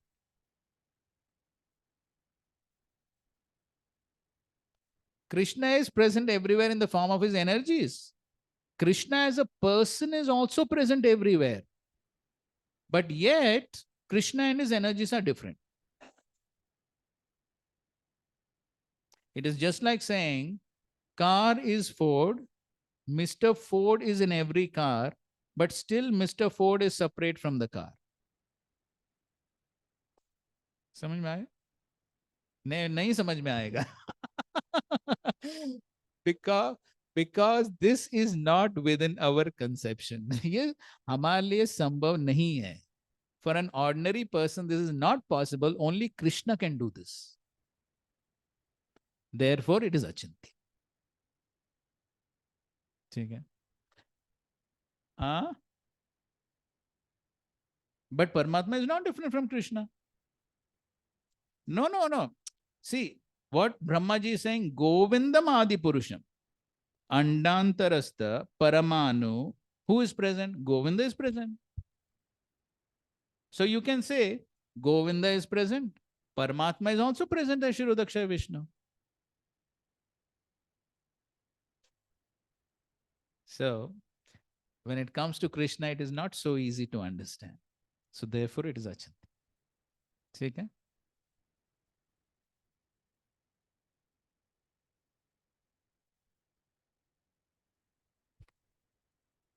And you said only Krishna can do this. Jiva cannot do this. Jiva cannot do what? This Achintya Veda with understanding of being there. The and Jiva is simultaneously one and different from the Supreme Lord. वही अचिंत्य भेद भेद तत्व है ना. So Krishna is simultaneously one and different from the Jivas. So of course we understand Jiva is qualitatively one with the Supreme, but quantitatively different. ठीक है? Hare Krishna. That much is enough for today. So therefore a material. अरे आपको तो सब पता है. हरे कृष्ण. श्रील प्रभुपाद की जय. ग्रंथराज श्रीमद् भागवतम की जय. संवेद गौर भक्त वृंद की जय. हरे कृष्णा कृष्णा कृष्णा हरे हरे. हरे Ram Ram Ram. Okay, so we'll continue tomorrow. So tomorrow is Ekadashi, right? No problem, correct? Hare Krishna.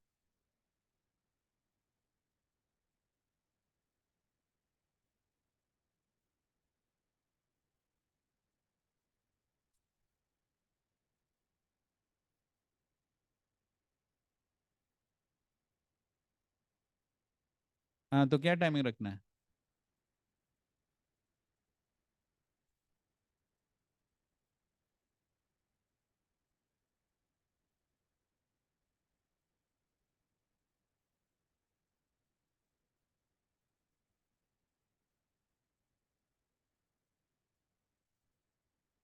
हाँ, वही होगा। 2 to 5 प्रभु.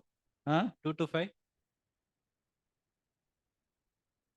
नहीं, व्हाट आई सजेस्ट इज अभी 10:30 शुरू करें ना आज, तो 10 शुरू करेंगे, 10 से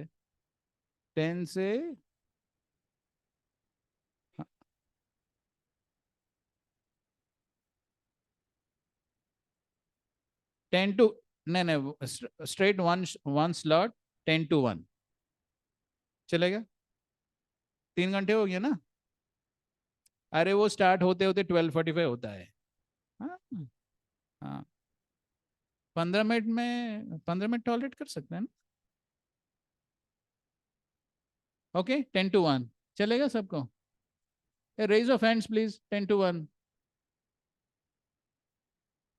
okay, thank you very much. Hare Krishna, शिल प्रभात कीजिए। Hare Krishna.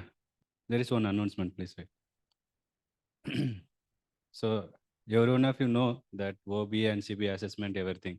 Yes, many already completed Bhakti Shastri.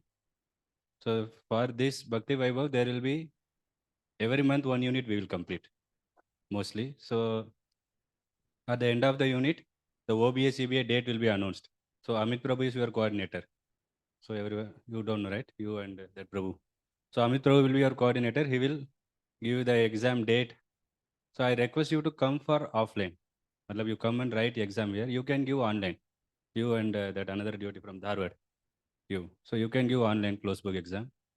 So, for OBA, you complete that OBA before the next unit begins. So, what one new policy we added here is every 3 unit we complete, like 1, 2, 3. So, before begin that 4th unit, you have to submit all your OBA and CBA assessment. Then you can go for, means you will be allowed for 4th unit. Otherwise, devotees, they are not completing. Then similarly, next to 4, 5, 6, we complete the unit.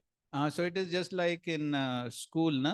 Okay. So if they fail one standard, then they have to repeat the class, right? Before they go to the next standard, like that, right? Repeating is not required. So something like that. Exam. Means you have to miss that then 4th unit. For example, if you are not completing the 3 unit, you are not submitting the assessment, then your 4th unit will be, you have to miss, then you can attend when we will begin next to Bhakti Vaibhav. So better you complete it. So we have 3 months time. Better if you complete then and there, it will be easy. It will not become big burden for you. Because nowadays we saw one batch is over.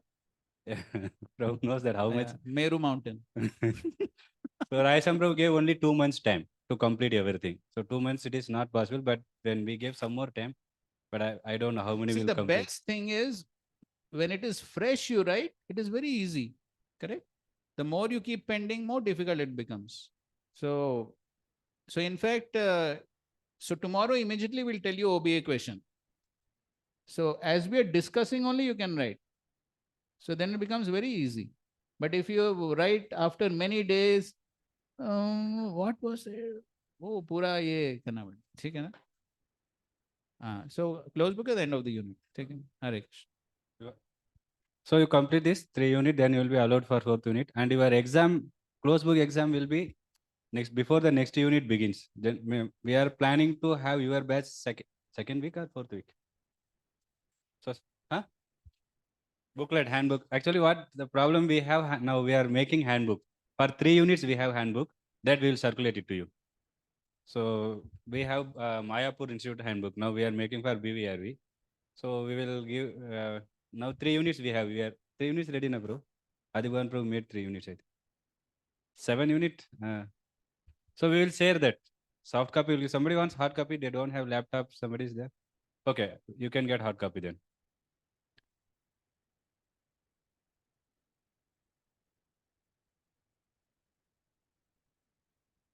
That will work. We'll see. Because we depend the teacher. So whenever we get teacher, we'll see that time who will, when it is.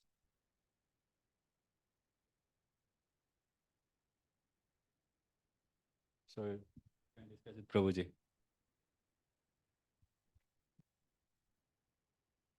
Second week. Second week we are planning, but in case if teacher is not available, then we have to swap. That will be updated. Yes, yes. We try to update as early as possible because devotees are coming from very long distance. They have to book ticket also. So that we will do. कुछ बोलना है आपका? This he will update. His responsibility is he will take care of the attendance. So 80% attendance is there. Okay, that you take. Yeah, for every unit, which means 4 class you have to attend, and online facility we are not giving. So you come for, because those who is staying in Pune, for them it is compulsory. Please come for on-site class. And if any emergency situation, then we will provide the link, Zoom link. So he will take care of attendance and he will circulate the mail and everything. And message also there. No, WhatsApp is not there. Many devotees not using. So message will be there. And exam details, those things, Amit Prabhu will take care. And other thing, the exam after written marks, all you can ask office only. Regarding the exams also, so there is going to be closed book test, open book, 1 question per every unit, and shloka test. And so all this is per unit. Of course, shloka test is not every unit, canto wise. So those will be in between, right? But closed book and open book is for every unit. And just like in Bhakti Shastri, you have to pass in every unit. So closed book test, passing percentage is 65%, open book 60%. You have to pass in every unit. It's not cumulative pass. And here in Bhakti Vaibhav, in addition, we also have 4 presentations and 2 Srimad Bhagavatam classes and 2 presentations on topics. And the total passing percentage for all the 4 is 65. Okay, so that's in addition. So just like standard Bhagavatam class, assessment will be there. That will tell you later, but that is also there in addition. Okay. Hare Krishna. So then actually the schedule is majorly designed based on availability of teachers and the devotees also. So I'm just telling this also because many devotees are from the voice preaching background. That's why we are giving them first priority, and then the temple devotees who are in temple services. So based on their abilities. So in the next month, because of certain camps and all, we have decided 11th March to 17th March, 16th March, that particular week. His Grace Samarkar and Gopru is going to take the second unit for the devotees. So all devotees have to compulsory attend here only. As Prabhuji said, in case somebody has some other kind genuine reason, they should write a mail to Rukmani Vallabhpur keeping me in CC, and beforehand, not after this. Then if once the permission is granted, then their thing will be considered online. Hare Krishna. Thank you.